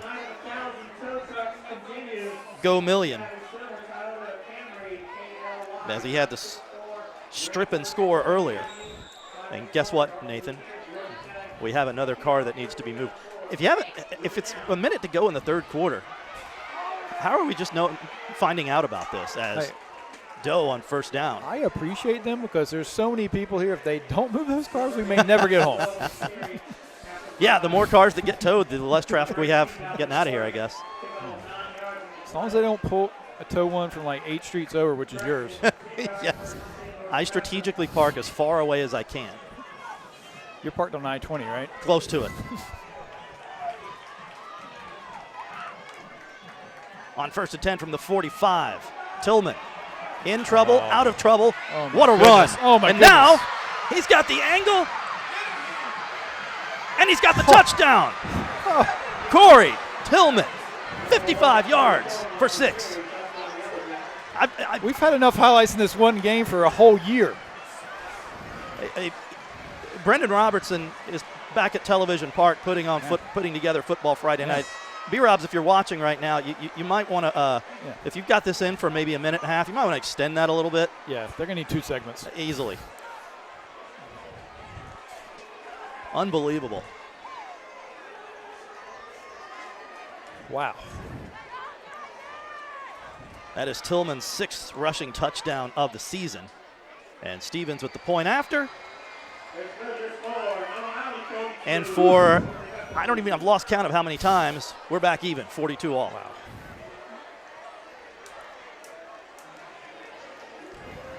I mean, sometimes like these games get so much hype and all of this, and they never live up to it. This one didn't get enough. They never live up to it. They're a blowout or something, but not this one. This is one of those games that everybody 10 years from now is going to be saying, I was there. Well, especially if Midland Valley wins this football game. We think there are about 7,000 people here tonight, but yeah, years down the road, 15,000 will say they were here. Look at that crowd.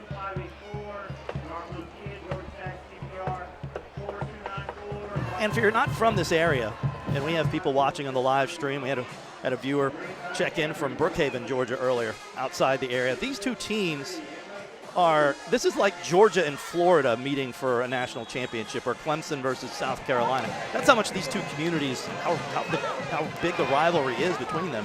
And to have a region championship on the line, and Midland Valley trying to beat North Augusta for the first time in 24 years, keep that in mind. And here come the Mustangs.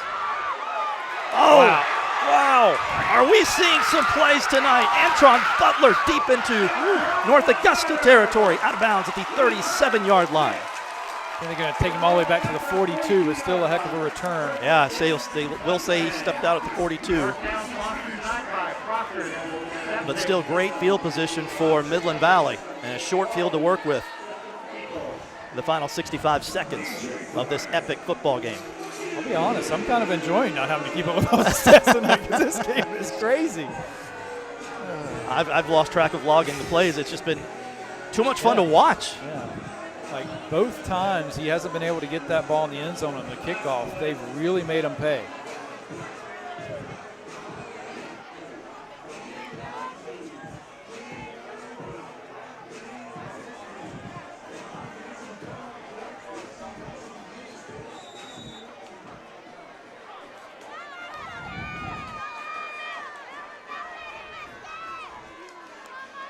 So on 1st and 10 from the 42. And McNair gets the call. Pick up a 4 inside the final minute now. McNair's been fairly quiet in the second half. Not his fault.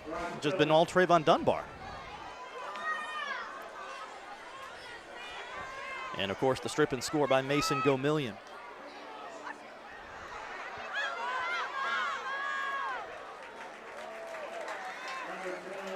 And Dunbar will take the ball down to the 32-yard line. Very close to a first down. Very close. That's what I was trying to see, if they were going to move the chains or not. First down. Yeah, and they will. So 1st and 10 at the 32. 28.5 left in this penultimate quarter. So they'll try and get one more snap off.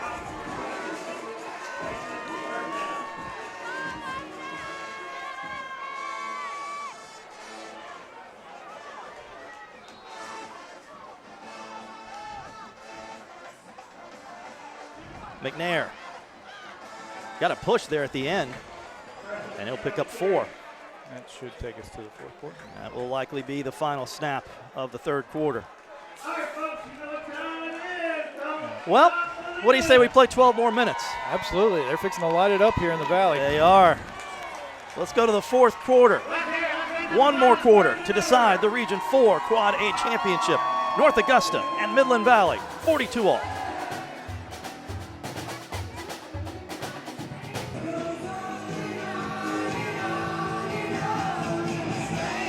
They're lighting this place up to the sounds of Journey and Don't Stop Believin'.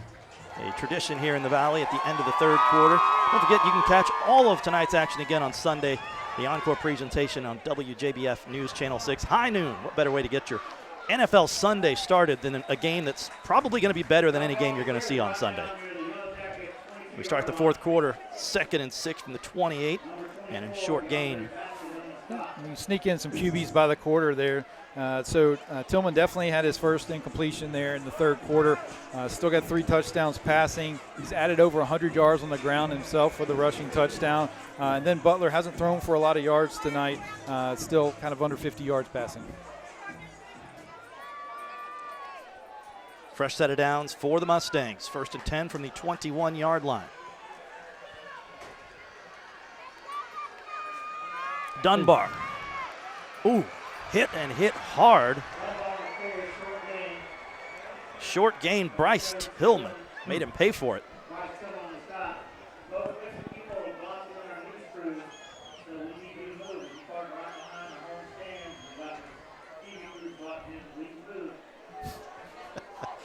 We have another car that needs to be moved. I think it's one of those nights you're just trying to find a parking space wherever you can.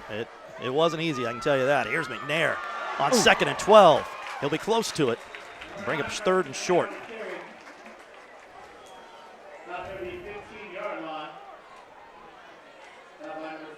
The 3rd and about 4. I know we have an individual player of the game, but man, this Midland Valley offensive line is making their stake as players of the game. They have cleared a path for Trayvon Dunbar and Preston McNair tonight.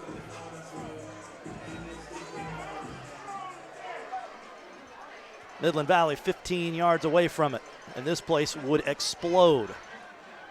Ooh, nice tackle by Cam Jackson.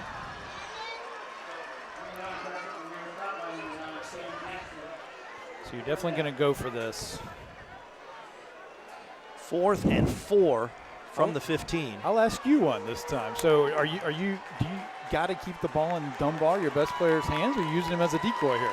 All 7,000 people in the stadium think Trayvon Dunbar is about to get the football. And you know what?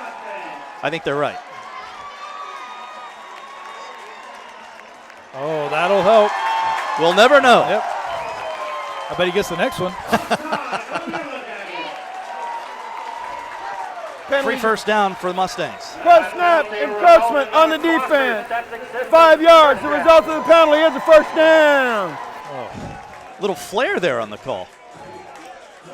That'll drive North Augusta coaches crazy if they weren't already crazy with the penalties tonight. You bet. 1st and 10 from the 11. They can get a first down without a touchdown. If they can squeeze it inside the 1. Oh, good keep. Oh, it was. Faked everybody out. Oh, he dropped the ball. The ball is out. No, it was not. It wasn't the ball. It was a piece of equipment, it looks like. Maybe a shoe. Something fell down there. Wow. Everybody in the stands thought the same thing we did. We're on the home side, and everybody breathes a collective sigh of relief. Oh, it's just like a brace or something.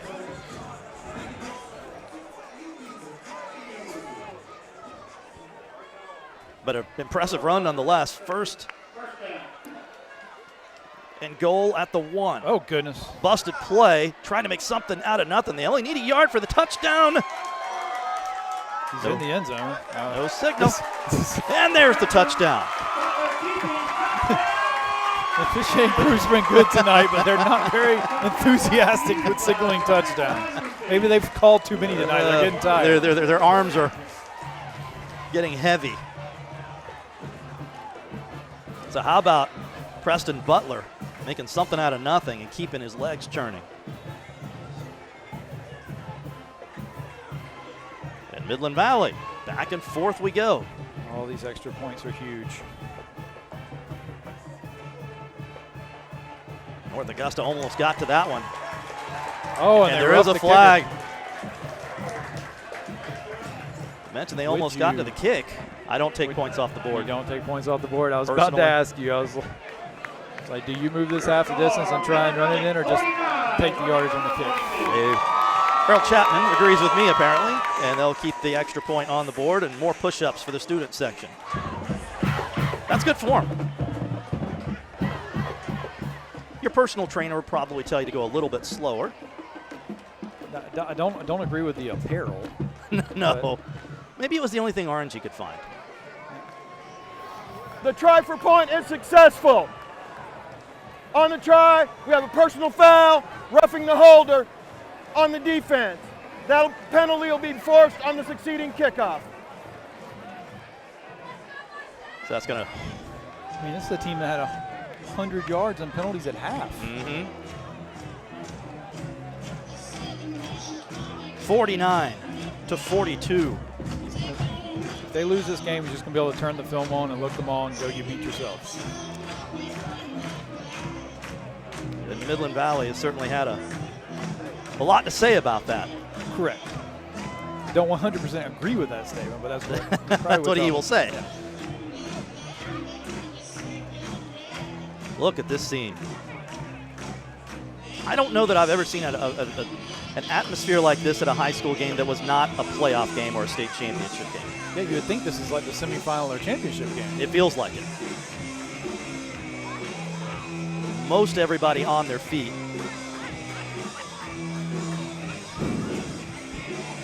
Midland Valley gets that 1 seed. Teams are not going to want to come in here in the playoffs. Yeah.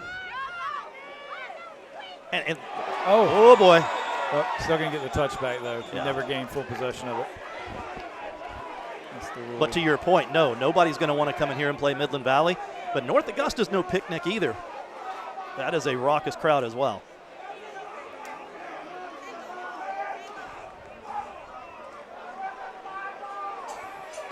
So North Augusta will have the ball at the 20.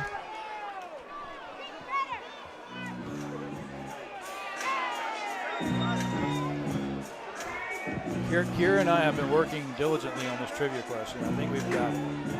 I don't know. I don't want to get too. I don't want to get too confident. But I think I gave it away with the hint. I really. Well, did. you did. We'd had You no did. chance. We wouldn't have But done yeah, that. you'd had no chance if I hadn't given you a hint.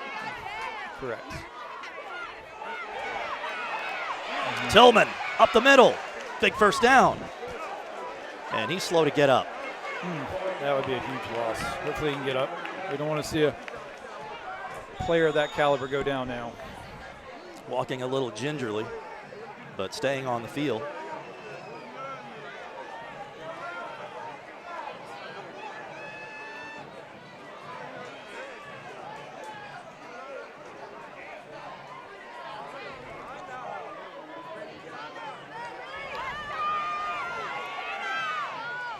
On first down, short gain, and a wall of orange.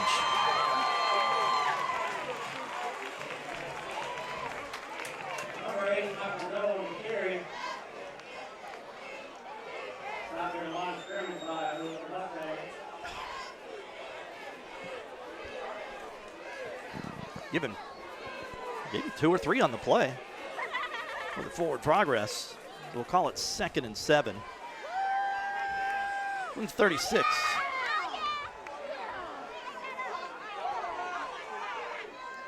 Tillman will throw. He will complete. That is Connor Brown, his favorite target, with a big gain, tiptoeing down the left sideline. And let's see where they mark him out. Huge first down for North Augusta. Back at the 35. Yeah, all the way to the 35-yard line. So that is a 29-yard pass play. And you take a look at the Busby's replay. Connor Brown, who has 4 touchdown catches this year, with another big play. Now Tillman flushed out of the pocket. Flag comes in from behind the line of scrimmage, and he will slide to the 17, but in all likelihood this is coming back.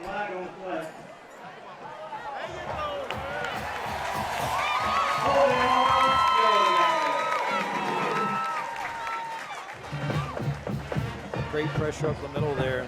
The offensive line really didn't have any choice. Either going to be a sack or a hold. Mentioned at the outset, this is also senior night, and a 10 from the previous spot. Holding on the offense. 10 yards from the previous spot. Replay, first down. What a way to go out it would be for these seniors to win a region championship. But North Augusta would like nothing more than to ruin that. We will find out which one happens in the next 7 minutes and 43 seconds. 1st and 20, back to the 45. Tillman. What a throw. What a throw, what a catch. Beans Hunt out of bounds at the 32-yard line. Pickup of 13. Dunbar's been impressive, but Tillman's been every bit as good. And they've both been as advertised. Both of these teams have been as advertised. 2nd and 8 from the Midland Valley 33.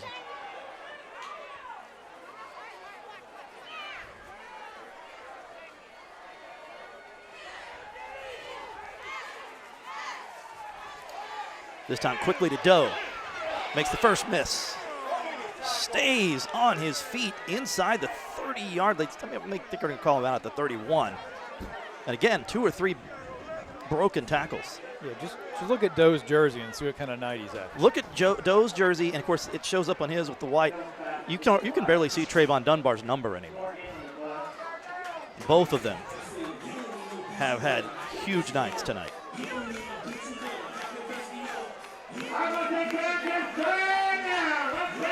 Big third down for this Midland Valley defense. 2-down territory for North Augusta. And into the arms of Devin Robinson, his first carry of the night. He's got a couple of touchdowns on the year and picks up the first down here. Big first down for North Augusta. Needed 8, got 9. Give him some fresh legs to carry there. I think Trayvon changed jerseys because he had a lot of dirt on that thing. They got Noah Wyatt really split out wide. Yeah, bottom right-hand corner of your screen. But instead it goes to the short side. Coming all the way back. Yep, trying to make his way back to the middle is Brown, and he ran about 10 yards to lose 1.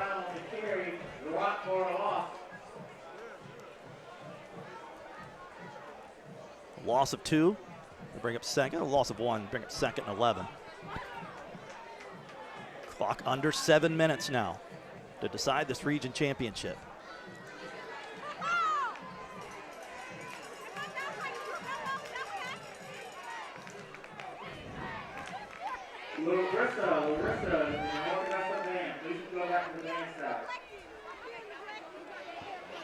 Tillman, little delay and then hit hard. Both players took some punishment on that and are both slow to get up. Tillman to his feet. Thinking maybe Morgan there with the tackle.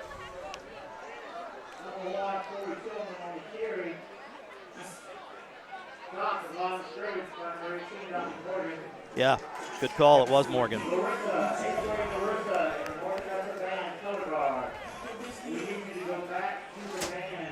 Dominic Morgan,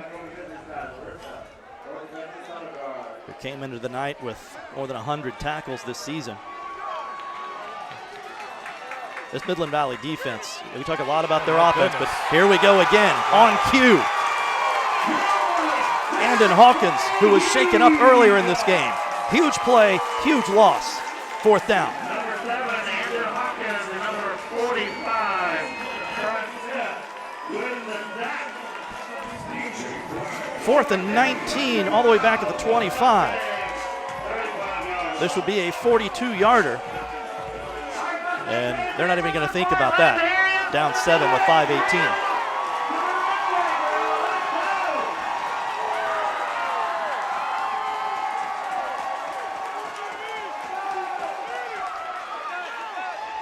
Tillman wants it all. Knock it down. And it is broken up. Almost intercepted. Did he knock it down or did he intercept? Nope, he did. Knocked it down. You were hoping that he would knock that ball down there and not intercept it because you wanted the field position. Brown, his favorite target was the intended receiver. Sean Butler, one of the men back there defending. Don't mind the play call there at all. 4th and long, just trying to throw it up to your best wide receiver, see if you can get a call, pass interference or something. Jaden Simpkins also in on the play for Midland Valley, and Mustangs take over. And now, Nathan, if you're Earl Chapman and you've got these 2 running backs, you want to milk this clock for all it's worth. Well, they just gave him another 5 yards. This is. Well, the penalties continue to pile up for the Yellow Jackets. Yeah, now you're going to get a healthy dose of defense. 5 yards. Still first down. By rule, 5 will give me 1. And Dunbar here. And they've only got 1 timeout, so it's going to be pretty difficult to stop here, especially if you're going to give them 1st and 5s.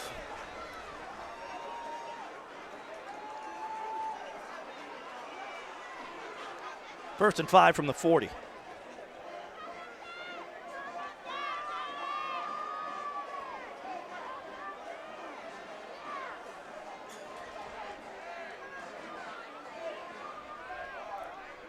Dunbar. He averages more than 10 a carry. That's why. Picks up 10. And another Mustang first down. This will be close to midfield. More importantly for Midland Valley, the clock continues to run under 5 minutes. Again, North Augusta with just the one timeout left. Got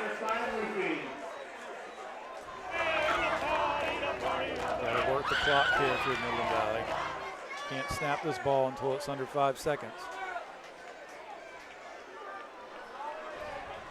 Play clock is at 10 right now. They snap it with 7. And Dunbar with another pickup of 8. And he is starting to wear down this North Augusta front. You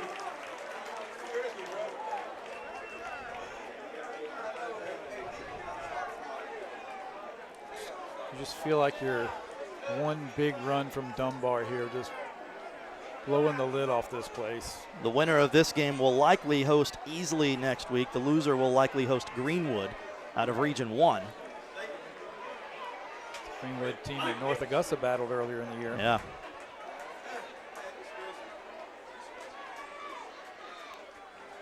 And they'll bring a lot of fans, not too far of a drive from North Augusta. That's McNair back in, and he'll have the first down as Midland Valley continues to move the chains. That's a couple of good regions. If you get a 4C Greenwood coming in here, that's a pretty tough draw. First and 10 at the North Augusta 41. And it's getting late for North Augusta, which really can't afford to give up any points on this drive. A timeout here to measure out of this? Yeah, official timeout. Yeah. So with 3:38 to play, they'll take a timeout. We'll take it with them.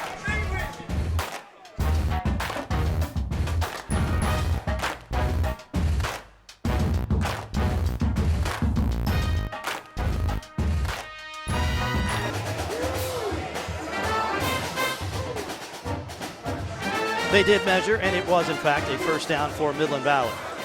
So first and 10 from the North Augusta 41 with 3:38 left to play. 3:36 now separating Midland Valley from a possible first region championship since 2010 and a first victory over North Augusta since 1998. None of them have seen it in their lifetime. It's incredible.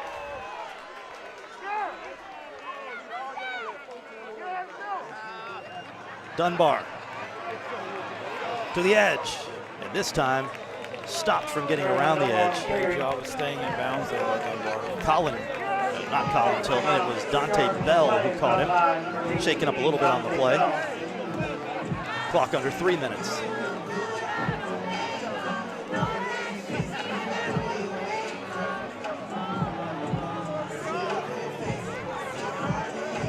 No one has left this game, especially not on the Midland Valley side. They are ready to party.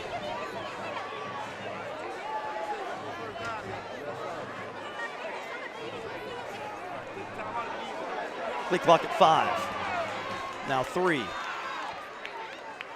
Butler gets it off, but he's in trouble, and he'll have to run out of bounds. Can't do that. Yeah, that will stop the clock. Boy, that's exactly what North Augusta wanted. North Augusta wanted a penalty as well. Offensive lineman blocking a guy well out of bounds.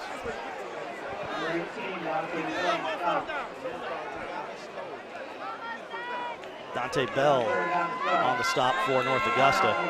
3rd and long for Midland Valley, and now Midland Valley will take a timeout. That'll allow us to answer our BrandSmart USA trivia question. Again, North Augusta hasn't beaten, Midland Valley hasn't beaten North Augusta since 1998. That game occurred on September 4th of 1998. What was the #1 song in the U.S. on that day? And I gave it a hint that it is an Aerosmith song. Kira, do you have a guess? Yeah, you know, a really beloved movie in my household was Armageddon. So my guess is I don't want to miss a thing. Nathan? Yeah, I think you got to go with a little Ben Affleck, Liv Tyler, Bruce Willis action. If you would have given me the hint, I think I would have gone Blink 182, something like that. I feel like I spoon-fed this one to We you. would have never gotten it without the hint. It would have been almost Blink unfair. 182, Britney Spears, something like that, if you would have given me the. Well, AB, I texted him earlier. He also got it when I gave him the hint. Yes, the correct answer is I Don't Want to Miss a Thing by Aerosmith. Nice. And AB declined to comment when I asked if he got misty-eyed at the end of Armageddon. That's from watching the screen in the music video. Yeah, so let the record show Kira and I are undefeated. Yep. Well done. Maybe. Which I'm sure you won't remind him of. No, we wouldn't do No, that. We never. We would No. never. 2nd and 8 coming out of the timeout for Midland Valley. They now have 1 left. Dunbar. And he'll be a yard shy, maybe 2 yards shy. Call it 3rd and 2 as the clock ticks to 2 minutes. And now, obviously, if you're Midland Valley, yards are less important than running clock.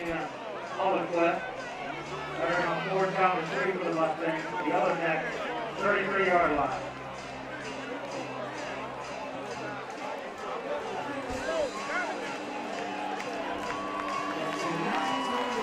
A little bit of debate in the booth about some players. Yeah, we got the McDonald's offensive and defensive players of the game coming up at the post-game show. Of course, the Powerade play of the game, Georgia Health Department hit of the game in 84 seconds. Well, we got a region title to decide first at North Augusta with a big stop there. And that'll be a turnover on downs, and North Augusta has life. What a play by, let's see, that was Isaiah Weathersby. First time we've said his name tonight, but what a time to do it. So North Augusta now, 78 seconds left, 1 timeout. It is a 1-score game. Yeah, a few thinned out over there on the North Augusta side. They may want to make their way back. Yeah. This game's not over yet. Tillman on 1st down. Wants to throw. Does throw. Yeah, they're saying completion. Great catch. Get his Great feet catch. L.J. Tillman. First down at the Yellow Jacket 45-yard line. Well, great grab. And a lifelink of Georgia, 1st down. So the Yellow Jackets, 55 yards away from it. You start to think, would you go for the tie or would you go for the win on the road? You have a great kicker, but I think I'd go for 2, just for the simple fact, if you're going to make me have to stop in overtime, Dunbar every time from the 10, I don't like my chances. That's a good point. False start. Offense, 5 yards. And just another first down. costly penalty for North Augusta.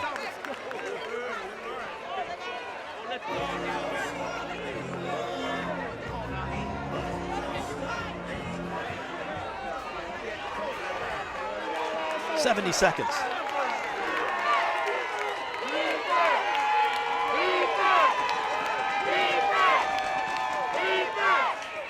Out of the backfield is Brown. Double pass. Trick, a double pass.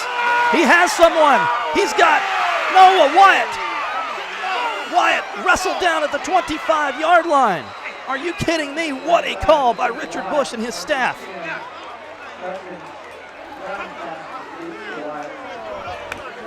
No need to save anything at this point. Wow. What a throw. 34 yards on the double pass. He always double passes a lot, and the receiver doesn't have the arm to get it there. He did. Great throw. Now Tillman on 1st down. Escapes the pocket. Tillman to the 20. Inside the red zone. Has the edge. Sideline. Pylon. Inside the 5, or inside the 2? Inside the 2. They will mark him down at the 1-yard line. And look at the North Augusta section.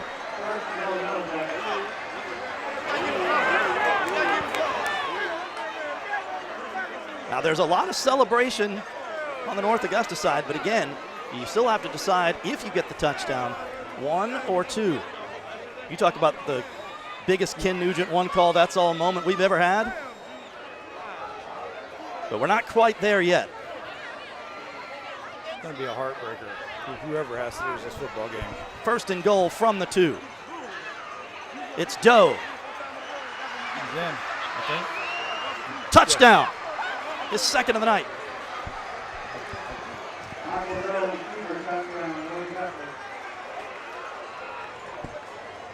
So here we go. Timeout. Do they take it to think about it? With 33 seconds left in an instant classic. And North Augusta will take the timeout and talk it over. I think they're going for 2 because I don't think the kicker's not even on the field. The kicker is not even in the huddle. They're going for 2 here to win this football game. Wow. Yeah, I like it. Well, you've got some time. Call everybody you know and tell them to flip on the television.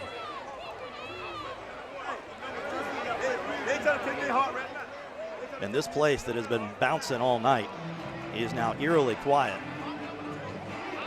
Getting all the North Augusta students getting down there in case they were able to pull this off. Yeah. Yeah, the entire North Augusta student section. You see the running at the top of your screen. The cheerleaders are headed down there. They are going to that end zone where North Augusta, it looks like, will attempt a 2-point conversion to, in all likelihood, win a region championship. And you see the apprehension. The celebration has turned to concern.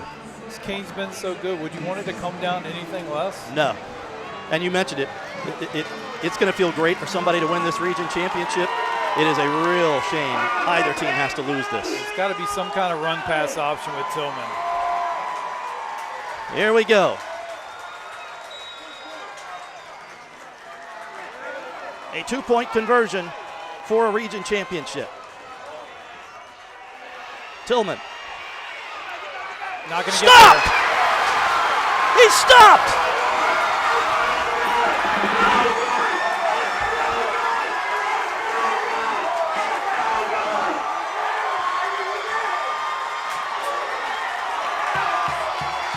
Game's still not over, John. You have an onside kick, and you have an incredible kicker if you can get this onside kick. Game is far from over. Try telling that to the folks here at LL Willis Stadium. Watch them get this onside kick, and they'll get quiet quickly. This place just went worse than bonkers. Yeah, that was an incredible. They rolled him out, gave him the run pass option. Now, to your point, Earl Chapman has to get his team refocused now. North Augusta, as you mentioned, one of the best kickers in our area, maybe the best kicker in our area.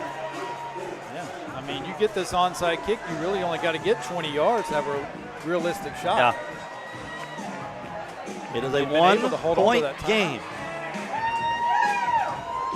You would think if you got it to the 20, I would think he could try anything from a 50-yarder. So if you can get it to the 33 North Augusta, you've got a chance. But I can also tell you the celebration is on. Now you're talking about a fun way to end this thing? Watch Jack Stevens just line up for like a 55-yarder. Wow.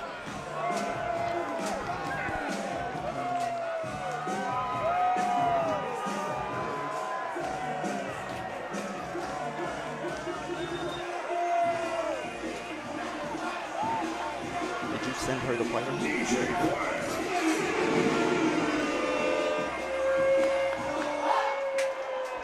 The sights and sounds of the celebration at LL Willis Stadium. I don't know which thing they're celebrating more, beating their arch rival for the first time in 25 years or winning a region championship. Well, put it this way, I don't think it would mean as much if it wasn't beating North Augusta. Oh, no doubt. That's kind of how, as a Georgia fan, it meant more when you beat Alabama for the national championship. This is going to be absolute bedlam on the field. If Midland Valley can hang on, the ball squirts through. Oh, my goodness. Who's got the ball? Everybody holds their breath. Oh, my goodness. Wow. Oh, my goodness. Just when you think nothing else could happen in this game.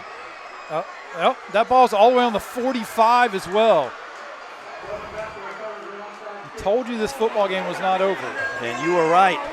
And again, the celebration turns to concern. This has got to go down as the craziest high school football game I have ever seen. North Augusta student section ran back. Now they're running back down to this. Getting their steps in for sure. One of these sides is just dying to explode. So North Augusta, again, if they can get to the 33, I think Jack Stevens has a shot at it. They'll start from the 45. Yeah, you're asking for less than 15 yards here with the timeout. Now, I don't think he wants to try a 50-yarder, but I think he could. Jump pass, incomplete. Clock stops, 27 seconds. Tillman's played such an incredible game all night. I don't need anything spectacular. Give me the first pass. Give me some kind of out. Get this drive going.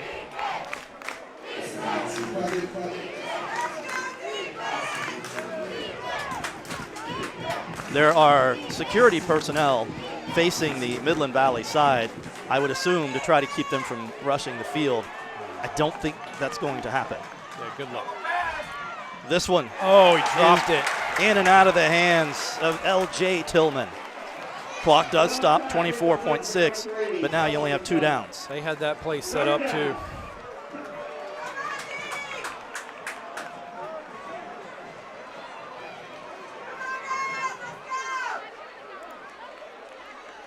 If you're a Midland Valley fan, nothing comes easy after 24 years.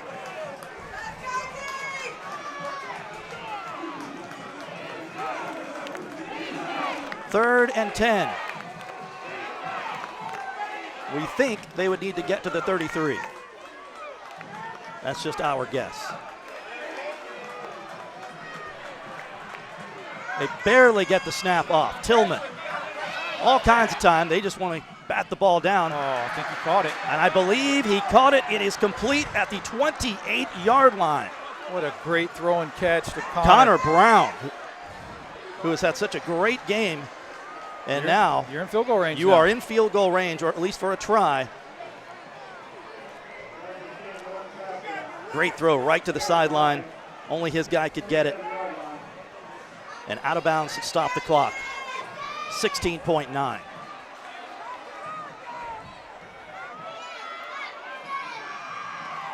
Tillman keeps. Tillman dives ahead to the 19-yard line. Yellow Jackets in the red zone now, 12.8. Clock starts to run. 9, 8, 7, 6. That's going to be a penalty. Spiked with 5, and the flag comes in. They weren't set. I don't understand the rush. Just run it down, take a timeout.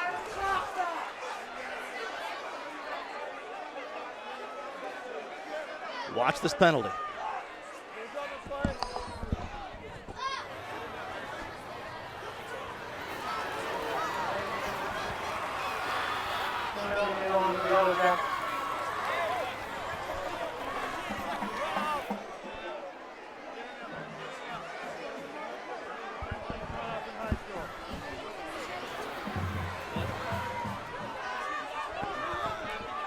Five yards from the previous spot. The result of the play is an incomplete pass.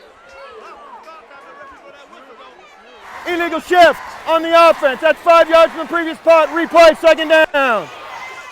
That will help Midland Valley. Another North Augusta penalty at the costliest of times.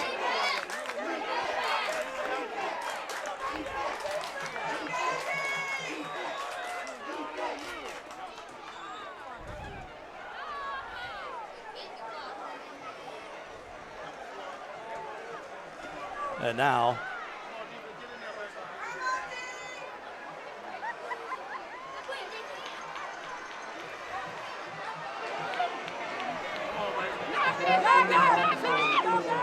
thought we had a timeout. We do not. So it all comes down to this. One snap from 40 yards for a region championship for North Augusta. The crowd will tell you. Jack Stevens. And now we will have the timeout as Earl Chapman attempts to ice Stevens. There are a lot of folks praying on the Midland Valley side. And just remember, as many churches have put signs out after big victories. If you get your prayer answered tonight, you make some promises, you have to follow through with them on Sunday. That's the way it works. If you're Jack Stevens, a big-time kicker, you dream about kicks to win region championships. Indeed. His family is a kicking family. We mentioned earlier his brother Drew at the University of Iowa on the Groza Award watch list. You see, look at that great shot. Great job by our crew. Yeah, no disrespect to any of the other kickers in the area, but if I had one kick to win a football game this year, I would want Jack Stevens kicking the football.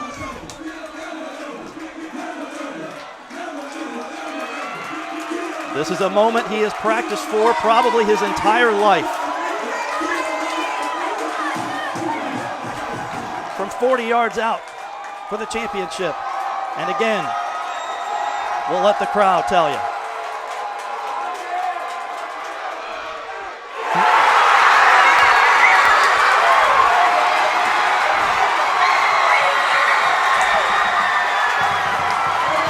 Pandemonium in the valley.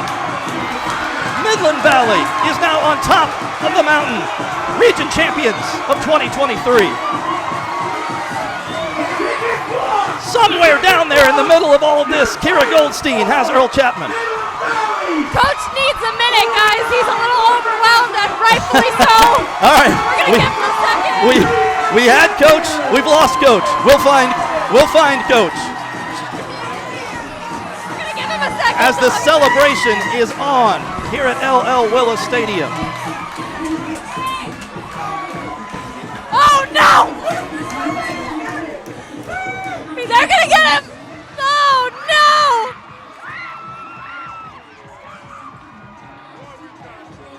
Who has brought a region championship trophy to Midland Valley in just his third season. Now we have the coach, Kira. Guys, I finally got him. He's a little bit wet. Coach, talk to me about what you're feeling right now. I don't even know. I honestly don't know. I saw you fall. I'm just ecstatic for my kids, man. They worked so hard. They've done everything we asked them. They deserve this. They deserve it. I saw you fall to the ground as soon as that kick was blocked. Describe what that was like for you, that moment that you saw that hand go up. I don't have words.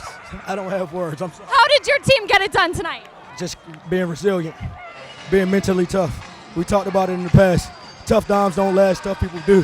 We thought we recovered that onside kick, put us in a bad situation, but we finished, and that's all that matters.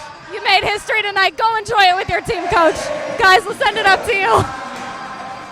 Kira, thanks. Coach Chapman, congratulations. Region champions for the first time since 2010, and winners over their arch rivals, North Augusta, for the first time in a quarter century. If he keeps spinning tunes, they may stay all night. This party's going to go long into the night. They are not going anywhere anytime soon. And this party, Nathan, is going to rage until the wee hours. The kick blocked from 40 yards out. The region championship trophy to Midland Valley. We're just getting started. Plenty more to come.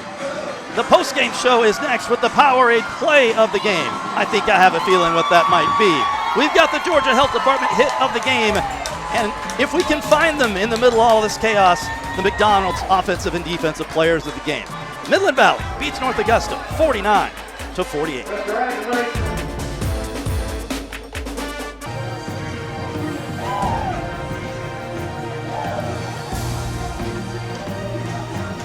Welcome back to the party in Graniteville, LL Willis Stadium, Midland Valley High School. And there are your Region 4 Quad A champion, Midland Valley Mustangs.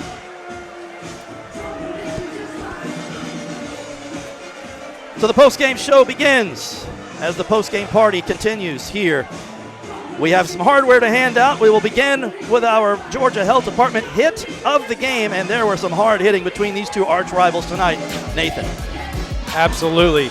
All night long, there were a bunch of big hits. There was a bunch of guys breaking tackles, but no hit bigger than that one, stopping the two-point conversion. Yep, Garrett Miller in there to make the stop.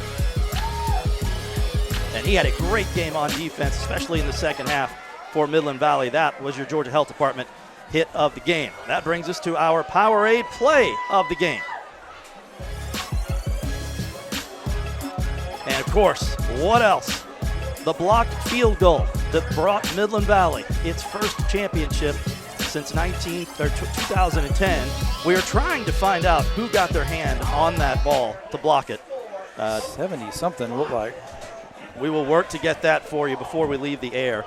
And you see the post-game meeting now with the Mustangs. That's going to delay our awarding of the McDonald's offensive and defensive players of the game. As you can imagine, they want to celebrate this as a team and have their post-game prayer and enjoy this as long as possible. I was impressive that Kira dodged the Gatorade bat. She was smart. She saw it coming. And you see the thrill of victory in the bottom of your screen, the agony of defeat at the top of your screen. The North Augusta faithful have filed out.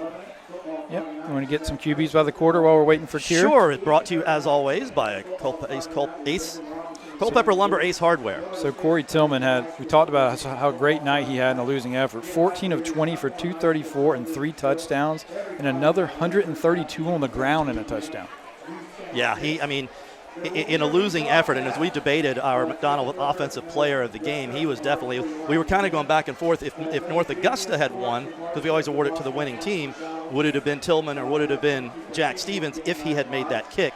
But, a tough loss, but a great night for Tillman. Yeah, and Butler was 2 of 10 for 22 yards for Midland Valley. They were doing all of their damage on the ground with 466 yards rushing.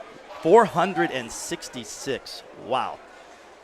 You see the Midland Valley team raising the region championship trophy. So what that means is Midland Valley will host, both of these teams will host a playoff game next week.